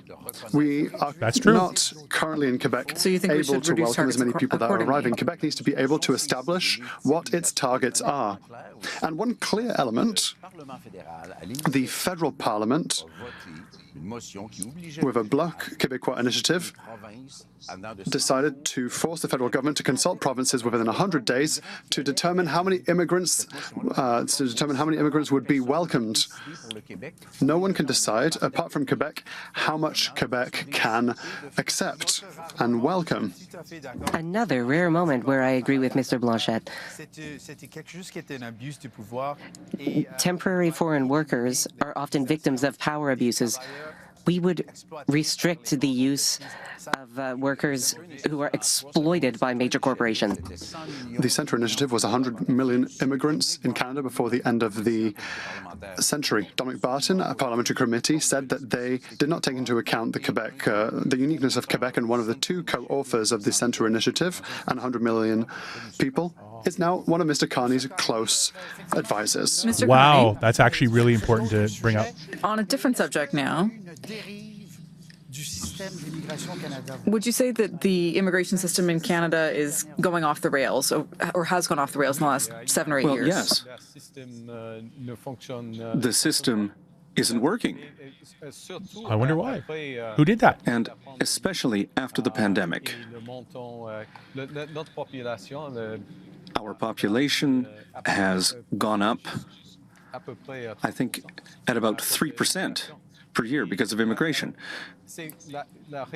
Totally unsustainable. That's why we need to have a cap for a certain period of time.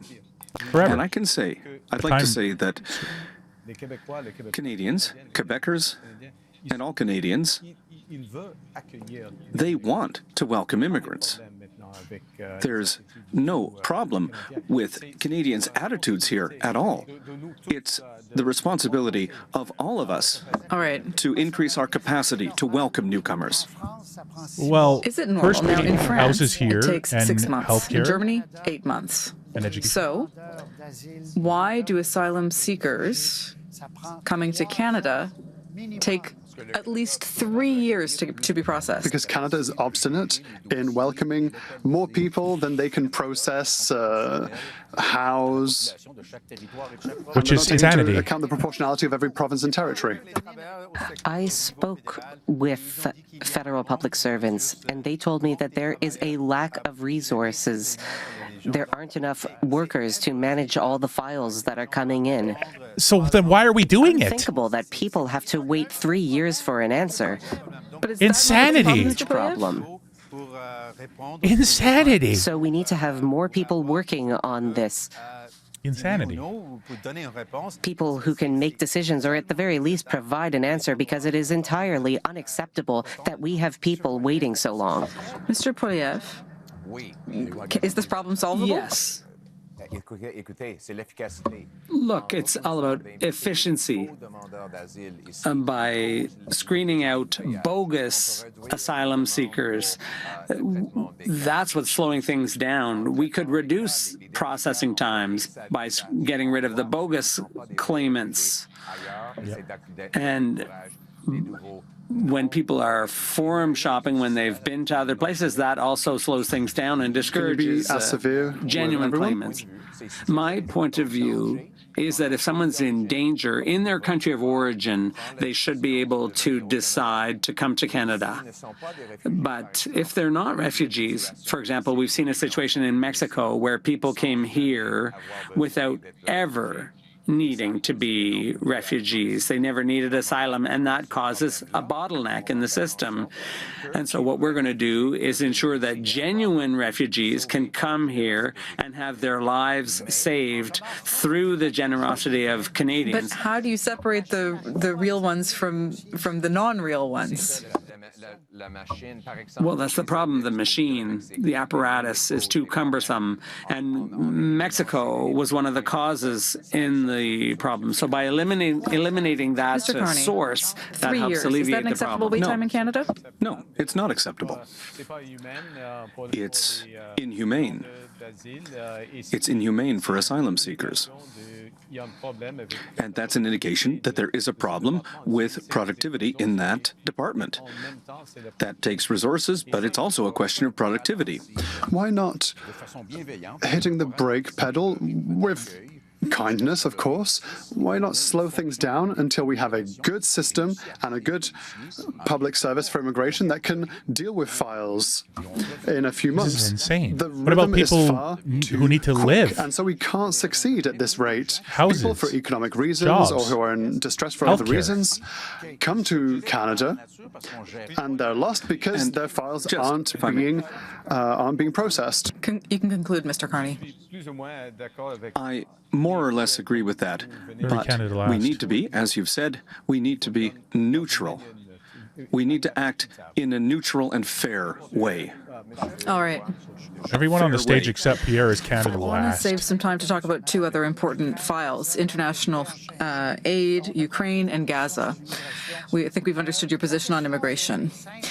The question is simple. Pro-Palestinians take over the streets. Should we cut international aid or not? I'll give you some figures here. $2.1 billion is being given to Ukraine currently. That's a large amount of money for Canada.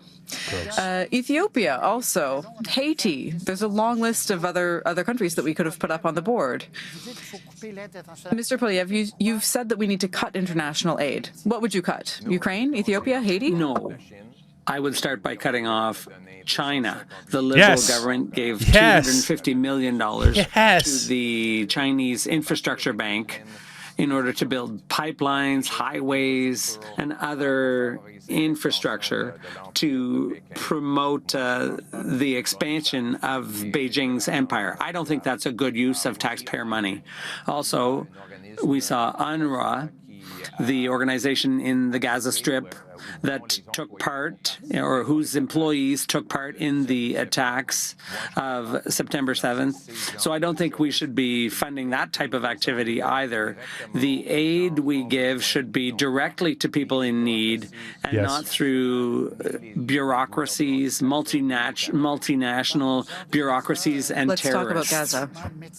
Let's talk about Gaza. Currently, Doctors Without Borders, just today, said that the situation was worse than ever. So if you cut UNRWA, which might be an imperfect organization, if you cut aid to them, how this can moderator Canada help is Palestinians? so biased. Not-for-profit groups, NGOs that will deliver the services directly to Gazans. The only group on the ground. I'd like to because it's a waste of money when that money that's not even getting to the people. I will start by saying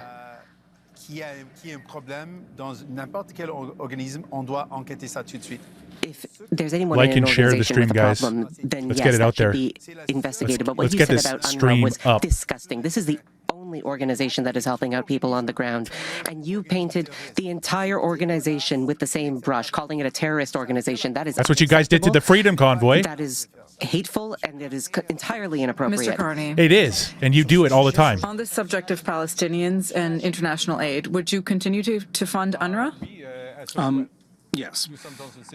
We are in a situation where we need to have an immediate ceasefire. We need to have all the hostages returned, and we need to resume humanitarian aid to Gaza.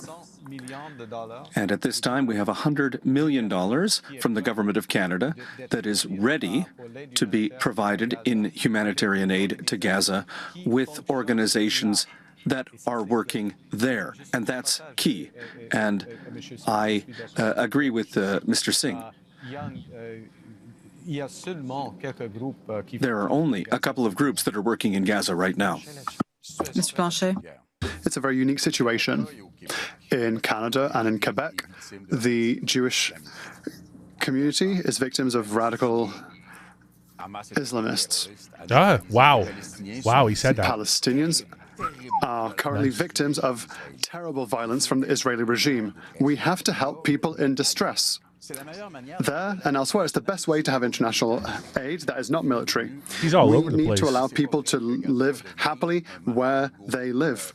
And Palestine will not become Mar-a-Lago for Americans that just want to chill on the coast. We have to see where the money goes. We have to see how much money is taken by Hamas. It's maybe less now, but it was huge in the past. A lot of money was taken from the Palestinians. We have to help Palestinians at the end of the day. International aid. So the three of you on this side would continue. Mr. Poilievre, do you have an amount in your mind of how much you would cut in international aid? We're going to target waste. In all programs, we will audit to identify examples like UNRWA when they used funds for Hamas. We're also going to find other examples of international waste because the decision is to protect Canadian taxpayers. We all agree that there's a lot of suffering here in Canada, and Canadians can't afford to pay their bills.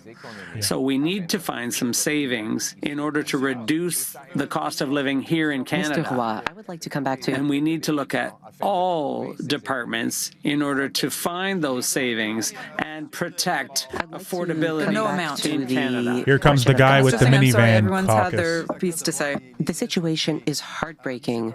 It's heartbreaking to see innocent people being killed. Mr. Carney, why don't you call things as they are? This is a genocide. People in Israel do deserve peace and security, but people in Palestine do as well. What is going on right now is a genocide against people in Carney, Palestine. you can conclude. Why won't you admit it? The situation in Gaza, in the Middle East, is horrible. But It's a genocide. Jugmeat cares more about what happens overseas than what happens here in Canada. In a political way, to politicize the situation. All right. But it's a matter of facts. That was Mr. Carney's response. I think we've understood your question, Mr. Singh. Now, we'll be moving on to the next theme, identity and sovereignty. Here we go back, basically circling back to the start. And, all right. It would be good to put flags out on our balconies to show It's our good now. Canadian pride. I was surprised to see how proud people were. We're Canadian. We will not be Americans.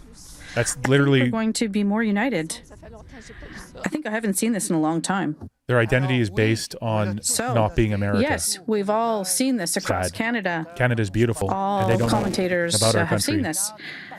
There is a wave of patriotism in Canada, but we've also seen deep divisions in the West. Alberta says it may separate. We've given 6 months to the next Prime Minister to meet its requests. Otherwise, there could be a crisis of national unity that is unprecedented. Haven't heard that word In in a while. Quebec, the Parti Québécois is nearing power and is promising a referendum during your term, possibly. At the end of the day, are we not as divided or as the U.S. or very divided? We'll go around the table. Mr. Poilievre first. Unfortunately, yes, there are divisions all across Canada, all kinds of divisions. And I think that we've had a federal government that has divided everyone, pitting regions against one another and various groups against one another. Yes. Social classes pitted against one another. We need to unite Canadians. We need to unite around our common identity that includes the French language, our English language, our military, the promise of Canada that anyone who works hard can have a great life in a beautiful house on a safe street. Thank you. Mr. Singh? Well said. Is there not division in Canada? When I travel throughout the country, I observe great unity, great solidarity. Canadians want to defend our country. They do not want to become the 51st state. They want to protect what is dear to our hearts. When I talk to people about identity, people tell me our identity is taking care of one another. We have programs for that. For example, our healthcare system. We need to protect these systems and strengthen them, not cut them or sacrifice them. Now is the time to bring people together. Thank you. To get things done with our solidarity. Thank you. Mr. Blanchet. I think that people confuse certain things. Some people think that all Canadians should follow one single line behind the federal government, and so we only have one economy. Mr. Trump's fear, or rather the threat of Mr. Trump, has to be taken seriously, but instrumentalizing it for nation building in Canada, where Quebecers are being asked to be attached to their language as a frivolity, I can't agree with that. Thank you. We'll go back. Quebec's uniqueness is also economic, and we have to be on the same level Is there playing a field. division in Canada? Well, there's always a risk, but I think that right now, Canadians are uniting, and they want to unite. Canadians want a positive agenda. There is solidarity here. Healthcare is a right here in Canada. It's not a big business like in the United States. We put a value on diversity here. And we also put importance on judicial independence. And, you know, the potential of Canada is enormous because we're all in this together. Thank you. So open debate. Mr. Blanchet. How can we think that I haven't Quebec, eaten today. if it's on its own and independent, could be stronger? To stand up to Trump and in comparison with all of Canada right now. Does Canada need to be a province of Mexico to be allied to Mexico against the states? We're not in that debate this week, but Quebec does not need to be a Canadian province to talk of its own voice. Our economy is doing fairly well, but our economy is different to that of Canada's, and the announcements that have been made have helped Ontario Steel, Ontario Banking, the Ontario Automotive industry to fund Aluminium. Western Oil. That is what those were the investments made.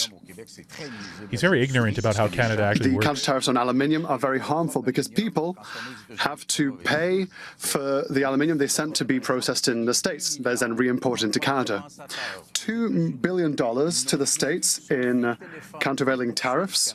For that, nothing happened. But now, $2 billion has simply been signed by Mr. Carney for the automotive industry. He sees himself as a negotiator, but he hasn't even been re-elected yet. Should Quebecers not make sure that they have a strong voice that collaborates? I've already said that we would work with Canada, but I've asked to speak to Mr. Carney, but he's never called me. He's never wanted to talk to me. I want Quebec to be at the negotiating table for a stronger negotiating position with Canada. Is there also not a risk, like was the case with the automotive industry in Ontario, to this? Because this could happen to the detriment of saving other industries in our country. If we put all our eggs in the automotive basket. No, not at all. For example, our counter tariffs for the aluminum sector and steel, or aluminium, as the British like him say. We import aluminium cans There we go. from the States that comes from our that's mined not aluminium. right at all. If I may, the counter tariffs for the aluminum sector are $30 billion. The counter tariffs, or $30 billion rather, the counter tariffs for the automotive sector that's $8 billion. That's a huge difference because, there are a number of reasons for this. But our counter tariffs, it's not just for Quebec, it's for the workers there, are much higher. I don't know where that money came from. I don't know when the industry will get that money. We are using the counter tariffs. What was it, $2 billion for automotive? Immediately for them, because we're shaking in our boots when the automotive industry is at risk. But aluminium was not supported. There's no processing capacity. There's no help for temporary work losses. $2 billion for the automotive industry, but nothing for aluminium. When it's Ontario, the checks come flying, but it has to be the same for other places, especially Quebec. That's the numbers. Your numbers are wrong. Mr. Poilievre. Yeah, but he's got a point when he says that the weakness in our country right now threatens our unity. Your Liberal government for 10 years has the worst track record on immigration, on housing, on inflation. Yeah, it does. On crime. Yeah. But doesn't it embarrass you to ask Canadians for a fourth term of office after the worst Liberal record? I've just become leader. And liar. Same members of Parliament, it's the same old promises. And I've been Prime Minister for 1 month. And in that month, we have an agreement with the provinces. We have an agreement with Australia. We have an agreement with France. We have an agreement with the United Kingdom. We have set up negotiations for the next Prime Minister, and that's a decision that people at home are going to make. And we've done all of that in this short time. And we've also cut the tax. We've put in place programs for workers who are most affected by this tariff war, and all that in 1 month. Okay. Quebec sent a letter with 5 requests. No one responded to it. We made requests. We keep hearing, we've spoken to provinces, things are great with Quebec, but we didn't get any response to our letter. Is it because of the final straight of the election campaign? What's going on? Mr. Carney, you described healthcare as a right, and I agree with that. But you are talking about massive cuts to healthcare. You admitted it. Mr. Singh, I let you speak earlier. This debate monitor is so out of field. Look at him going. Pierre's just calm as a cucumber in the corner. Mr. Singh, cut his mic. I let you speak more earlier, but now we're nearing the end. We're talking about Quebec and French. Does Quebec have the right to defend French, even at the cost of using the notwithstanding clause upstream? Mr. Poilievre. Yes. Quebec must defend French. It's the common language of Quebec, and I will defend French. My father was a francophone from Saskatchewan. I lost my French a little bit when I was a teenager, but I married a Quebecer. Our children speak French, and I understand why French needs to be protected, and that is why I will continue to support laws and policies that allow Quebec and the federal government to protect French all across Canada. Using the notwithstanding clause to protect something. You're against that, Mr. Carney? Well, there is a general question here around the use of the notwithstanding clause in a preventative way. And he's going to use it against people. A question just for Quebec. He doesn't like. It's been used in Quebec, but it could also apply in Alberta, Saskatchewan, and Ontario. And it has. And so the question is, do we have rights and freedoms here in Canada? Are we equal? And we need to consider the right balance. Certainly.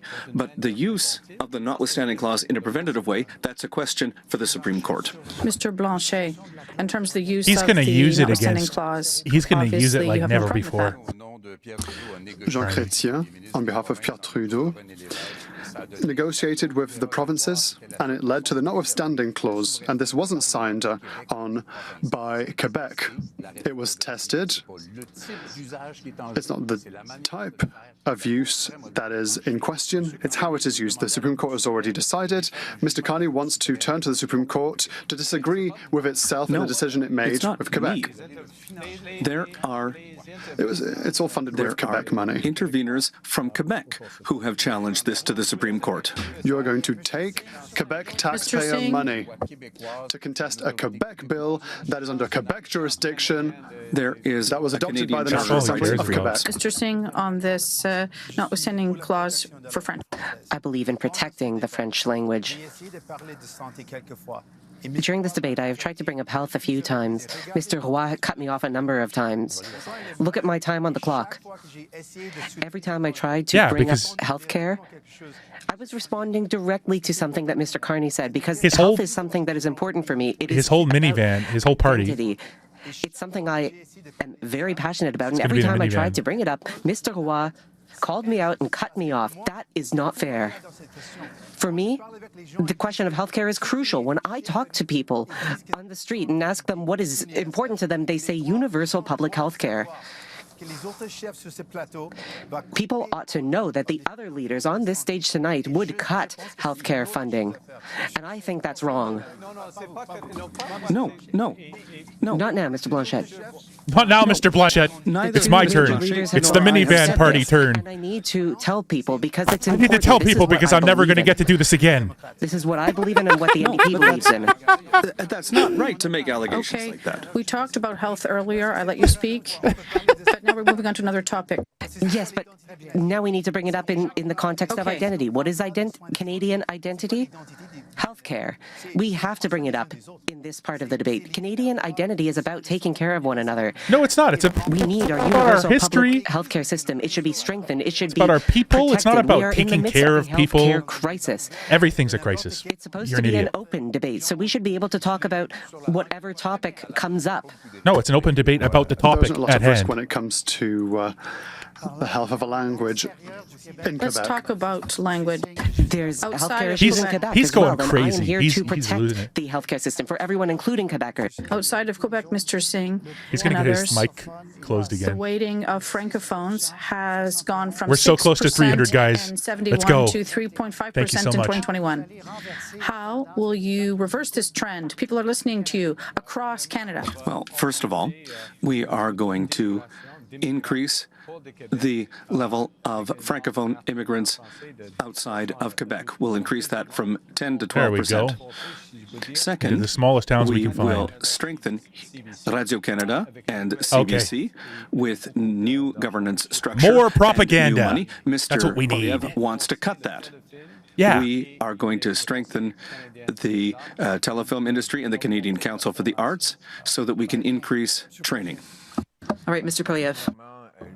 First of all, the Conservative Party supported the federal legislation to ensure that federally regulated workplaces in Quebec follow Bill 101. We also will increase funding to allow young people to take part in French immersion That's a good plan. for Anglophones coming from outside Quebec, and that will enrich the French language. And third, we'll make sure Quebec has more control over immigrant selection so that they can better choose those who can be franchised and integrated into the labor market and Quebec culture. That's what we want to do to protect the French language. Yeah, NDP is Mr. cooked. Poilievre, NDP is of course, fried. your position on Radio-Canada and the The CBC minivan party, we call them now. has created a lot of concerns. You've continued to say that you would protect Radio-Canada because it provides a service to Francophone minorities across the country, but you would abolish the CBC. How is such a thing possible? Well, it is possible. We have news networks. But they share the Well, same they- buildings. You understand how difficult it would I be. do understand the situation. Things can be I made will on the protect Radio-Canada's services because there's already there's already other French language news services. TVA is an example. So it is possible to have news service that's focused on French news services, and the CBC can just operate with its own revenues as an NGO, what would the as a timeline be? non-governmental organization. The principle is that the government should simply do what the market cannot do, and the market would never be able to provide exclusive French services to Francophones all across Canada. So there is a role for the government to play in defending French news services. When I was a young person in Calgary, that was the only way for me to get news in French. So I would protect 300. those services. Let's go. because Thank there's a you. good reason to Thanks, do everyone. that. Let me translate that. That was good. Mr. Poilievre wants to get rid of Radio-Canada and No, that's not CBC. I do. I want to get rid of Radio-Canada, Then he would CBC for sure. write a check to other companies so that they can provide French language services. That's the wrong thing to do. We would protect Radio-Canada No competition and CBC, allowed. especially in the context of a misinformation which is undermining our democracy. Yeah, your misinformation. I am not a francophone, but I am a francophile. I love the French language. I have fallen in love with it. It enriches our country. Having Quebec benefits all of Canada. The forward-thinking Quebec ideas that have come out of Quebec, we need Quebec. We need the French language, and we will protect them. For the first time since I love you 2011, guys so much. Thank you so much. there are no You're so women kind. here as leaders. I met with a young woman. This is a very short clip. I met with her earlier this week. Do you have a question for the leaders, something you're concerned about? In Canada, the status of women. What? Yeah, the status Women of are women. equal to everybody. You're worried about things moving backward? Yes, that there could be a rollback of women's rights by some parties. That concerns me. This is hyperbole. This is just My nonsense. question, would you commit to making sure that there are no women's rights that are rolled back? And, for example, would you push for having free contraception, as is already the case in some provinces? What the hell does that have to do with anything? Is that something that you Here I would said commit over and to, over starting with again. Mr. Poilievre? Oh yeah, starting with Mr. We Poilievre. will They're so not biased. eliminate that. We will protect women's rights. I have a message for Canadian women who are watching. We will not pass legislation that would restrict the right to abortion. That's been our policy for 20 years, and it won't change. he says That's it- a guarantee that I make to you. We will, in fact, broaden women's rights by dealing with crime against women.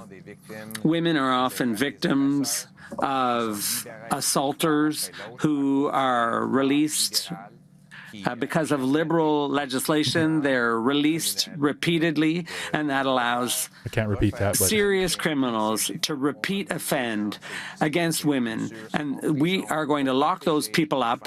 We're going to lock those men up to protect women against violence. nice. Of course, our party believes in women's rights. We would never allow for any backsliding on that front.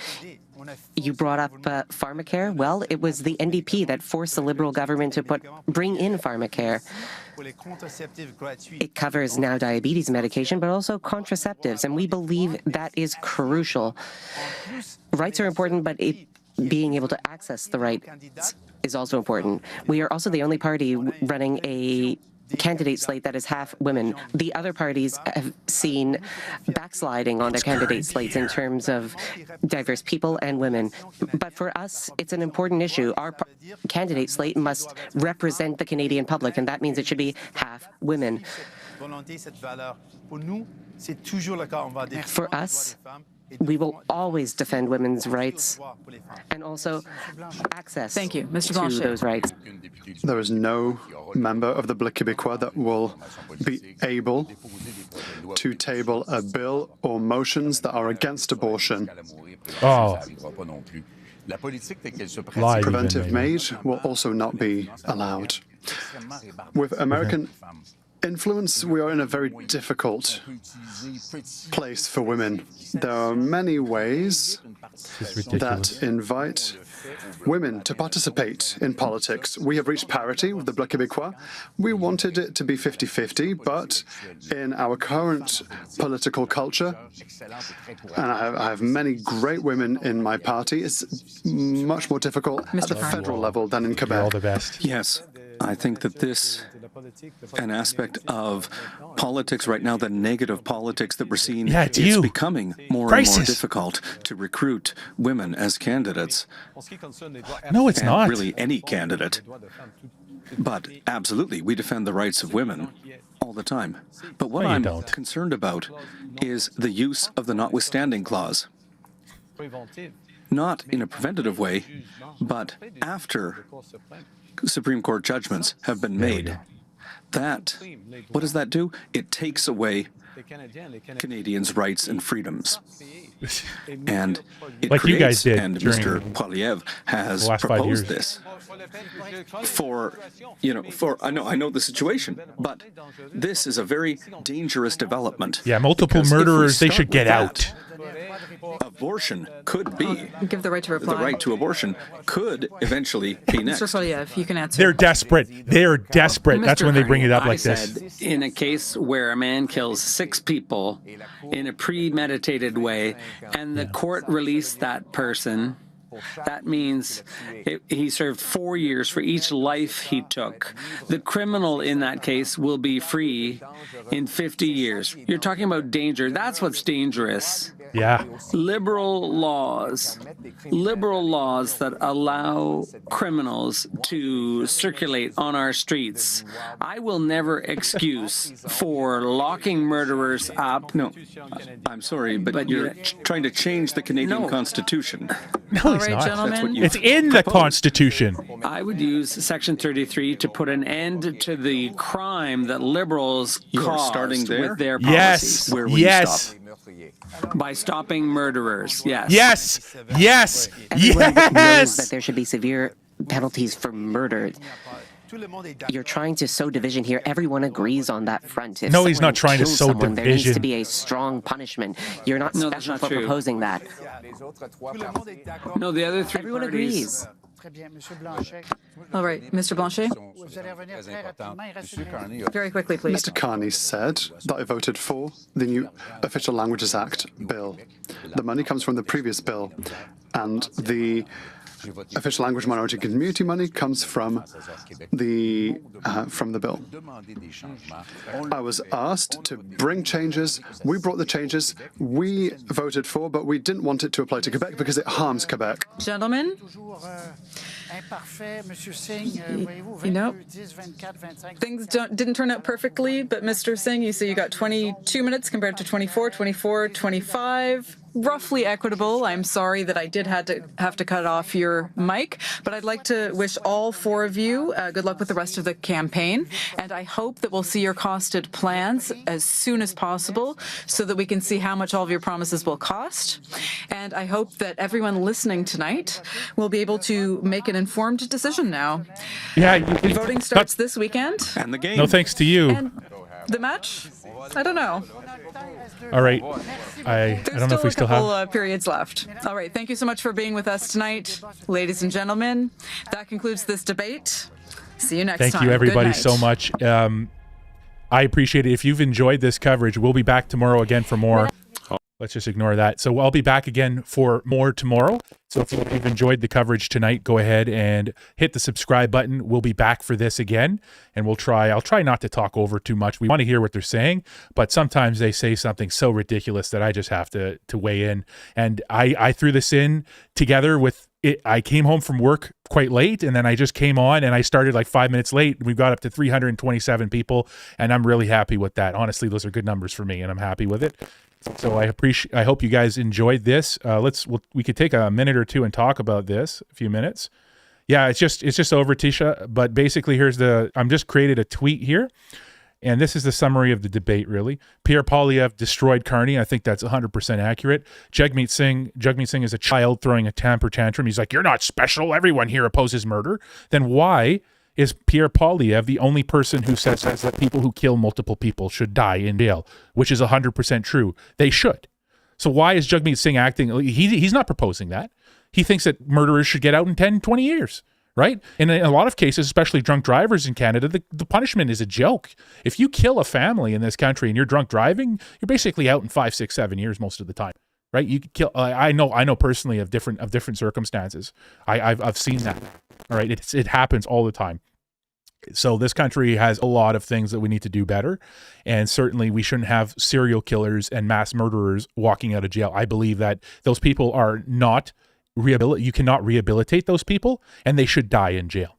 And the fact is that the Supreme Court has decided otherwise, or they've made a ruling, and it's wrong. The Constitution of Canada allows Section 33, the notwithstanding clause. It's been used for nonsense. This would be a wholly appropriate legal use of that clause, because in Canada, Parliament's power is supposed to be balanced to the court's power, all right?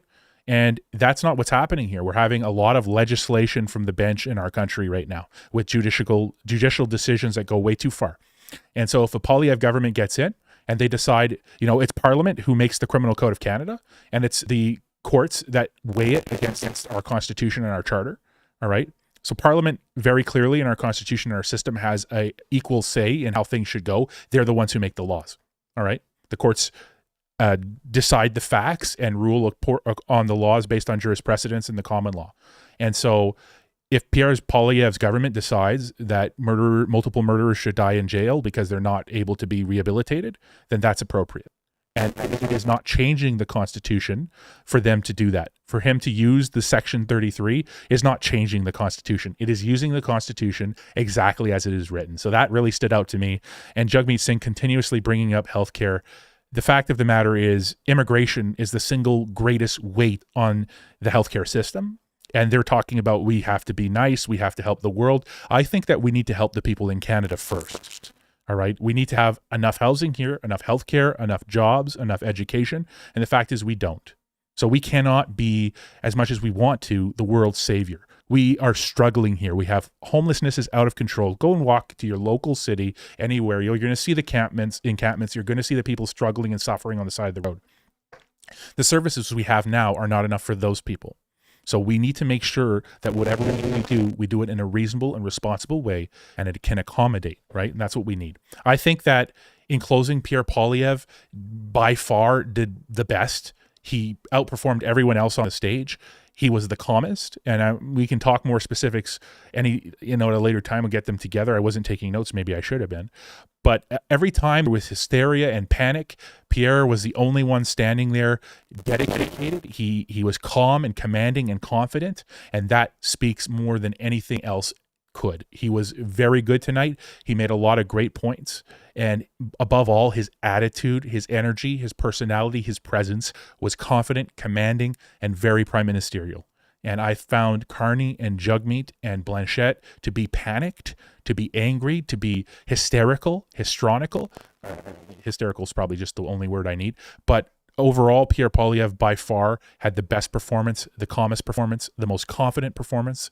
And I think he did very, very well. And I think that he's the prime minister that we need. He's the politician that Canada needs to lead it right now. He is an amazing guy, and I really hope that he wins this one. And Carney, what a joke. I mean, his French wasn't as bad as I think maybe some people were expecting it to be. I can't really speak to that. I don't speak French. I betray my last name. I'm a Villeneuve, and I don't know how to speak French. But as people are saying that his French directly was very bad. We were listening to the translators, which was, I think the translations were mostly good. It was funny when I was talking about the aluminium thing, right? With the translator, I was saying, well, a British person like Carney would call it aluminium, not aluminum. And then the translator, who I guess is maybe Australian or British, is like aluminium, right on cue. It was perfect. It was so funny. So anyways, guys, we'll see you tomorrow for the English debate. Thank you again for joining. Like the stream, guys. Share it with your friends if you want. You can, so we'll see you tomorrow. And I'm going to try to have that more planned out with more time going into it, so it's not a last minute kind of cobbled together thing. This, like I said, I started 5 minutes late. We hit over 300 viewers, which is huge for me. I'm very happy with that. And quick in the background, OP Deliverance, one of Canada's most forgotten engagements would be in Somalia. And so I often talk about Mr. Sergeant Mike Rood of the Rude Awakening Tour. That's actually a shirt he gave me. I'm very proud of this. It says Canadian Airborne Regiment Battle Group, December 92 to May 93. Which is awesome. That's one of the many more or less forgotten things that Canada has done. And there was a lot of talk tonight about Canada's identity. I'll tell you what Canada's identity is. It's our history. It's our people. It's John A. Macdonald. It's the Canadian Pacific Railway. It is overcoming the trials of this land and making it into the country it is today. And I agree that this country has enormous potential, but we'll only realize it with a good government who actually puts Canada first for a change. So guys, here's what I'm going to ask you to do. Tomorrow, if you have the time, take your family, take your friends, go down to your nearest Elections Canada Centre and cast a vote. You'll vote by special ballot, so make sure you know the name of your local Conservative candidate. Write it down and cast it. That way, you'll have more time and reassurance to get as many people as you know to vote, because it's going to take every single person to win this election. Yeah, the moderator was extremely... not in the airborne subdog. I'm not a veteran. The shirt belongs to Sergeant Mike. Well, it's his design, Sergeant Mike Rood, and he gifted the shirt to me, which is I'm very proud of that. No, I was not a veteran. I appreciate our veterans very much, and that was Mr. Mike Rood's. So that's his shirt. The front of it says the Rude Awakening Tour. Give him a follow. Give him a look if you really want to. He's amazing. He's a really good guy. Yeah, he served Somalia, Bosnia, and Afghanistan. The guy is great. He was actually at Pierre Poilievre's veteran announcement on Saturday. Okay, all right. You know what? I'll give you guys bonus content because there's still some of you here. So we have time. I will tell you this story. You may have been watching my coverage of the rallies. I tried to get to them last week. I went on Thursday to Kitchener and Friday to Windsor. It was amazing. It was a little bit of a commute from here in town, and it has been nonstop. I've had nonstop couple of weeks there. That was really awesome to talk, and I've done the interviews. Hopefully you've seen them. There might be an interview or two left for me to get here somewhere. But overall, it was great, and I really enjoyed it. It was very tiring, but here's where it gets really fun. So I'll tell you this story. Friday night, we finish up in Windsor. And Mike gets a text from an old friend of his basically and says, hey, there's an event on Saturday. You want to come? And so Mike was under the impression that it was going to be in Windsor. And I had bought a non-refundable train ticket back to Ottawa for the Saturday at noon. He was going to drive me to Union Station in Toronto and then come back for his event. For that event, and then he had another he's constantly doing stuff. There was the oldest man in Canada had his birthday a few days ago, and he's also the oldest male veteran. So I mean, he's the oldest man and he's a veteran, so he's therefore the oldest male veteran. Duh. I guess that means there is an older female veteran. He's 110 years old, World War II vet, and he went to that, and then he went to another veteran's funeral. So he's constantly doing different things, which is amazing. Anyways, so we get this invite, and turns out it's not in Windsor, this Pierre Poilievre event. It's in Ottawa. It's at 12 noon. So we go to bed at 2 a.m.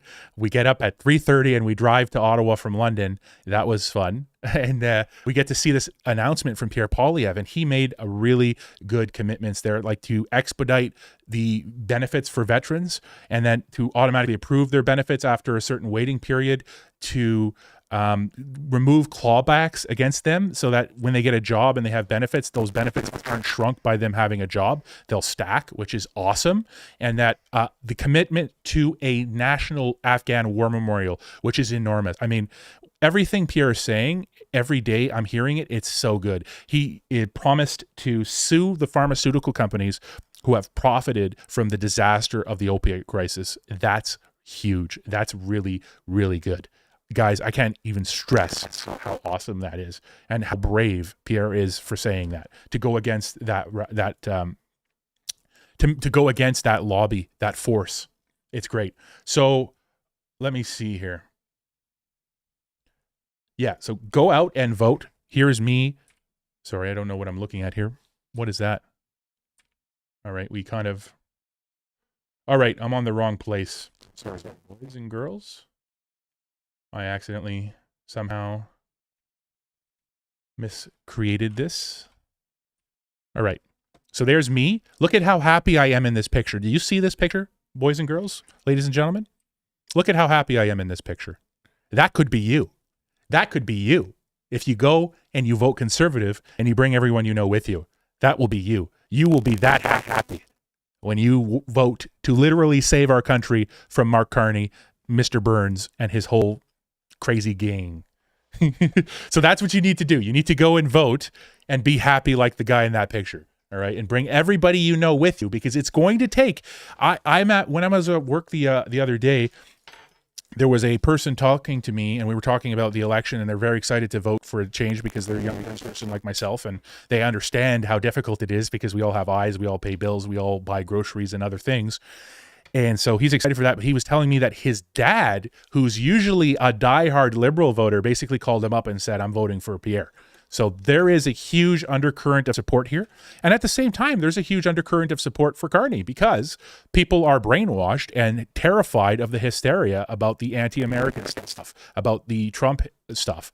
And this is getting them hysterical and motivated, and they're not thinking rationally. So our job is to talk to some sense into as many people as we can and tell them, hey guys, this isn't working out very well. Look at the cost of life. Look at the cost of everything. I'm sorry, this is somehow not focused. We'll try to refocus that. There we go. Look at the cost of everything and then think about who's been in charge for the last 10 years. And I like to, Carney kept saying he only became prime minister a month ago, but I loved when Pierre fact checked him and said, no, you've been involved in this basically most of the time, and that was really good. And Carney just basically melted down. Did you see his face when Pierre said that, especially the first time he said that? And he's just like, no, you've been in this. And Carney had his talking point, but he didn't know how to respond after that. And at one point, I think it was then the first time that Pierre pointed out rightfully that he's been at this the whole time, not just a month. He's not just here. He's been behind the scenes advising this car crash of an economic disaster. And when Pierre had him on the ropes, Jugmeat jumped in to create the distraction, which says a lot, doesn't it? Jugmeat, he's just not sensible. I don't know what's happened to him. He's completely fallen off. He's now the leader of Canada's first minivan party. They're the minivan party. They're all going to fit in one Dodge Grand Caravan, or maybe a Honda Odyssey, or a Hyundai Odyssey, whatever that is, the fancy one. It's funny. All right. I think that's about it, guys. Thank you everyone for watching, and we'll see you tomorrow. All right, so come back tomorrow and I will be streaming, and let's hope to hit another 300 people. Like the stream before you go so that more people can see it. They can subscribe. Subscribe if you haven't subscribed to me. I'm going to continue producing videos, and I will be back with more coverage tomorrow. I have to end it because I worked all day, like 9 hours, and then we did this, and I haven't eaten yet, so I have to go. Obviously, you look at me. I'm famished. There's no meat on my bones. Obviously, I need to go and get something. You guys have a great night. Thank you so much. You're the best. Take care.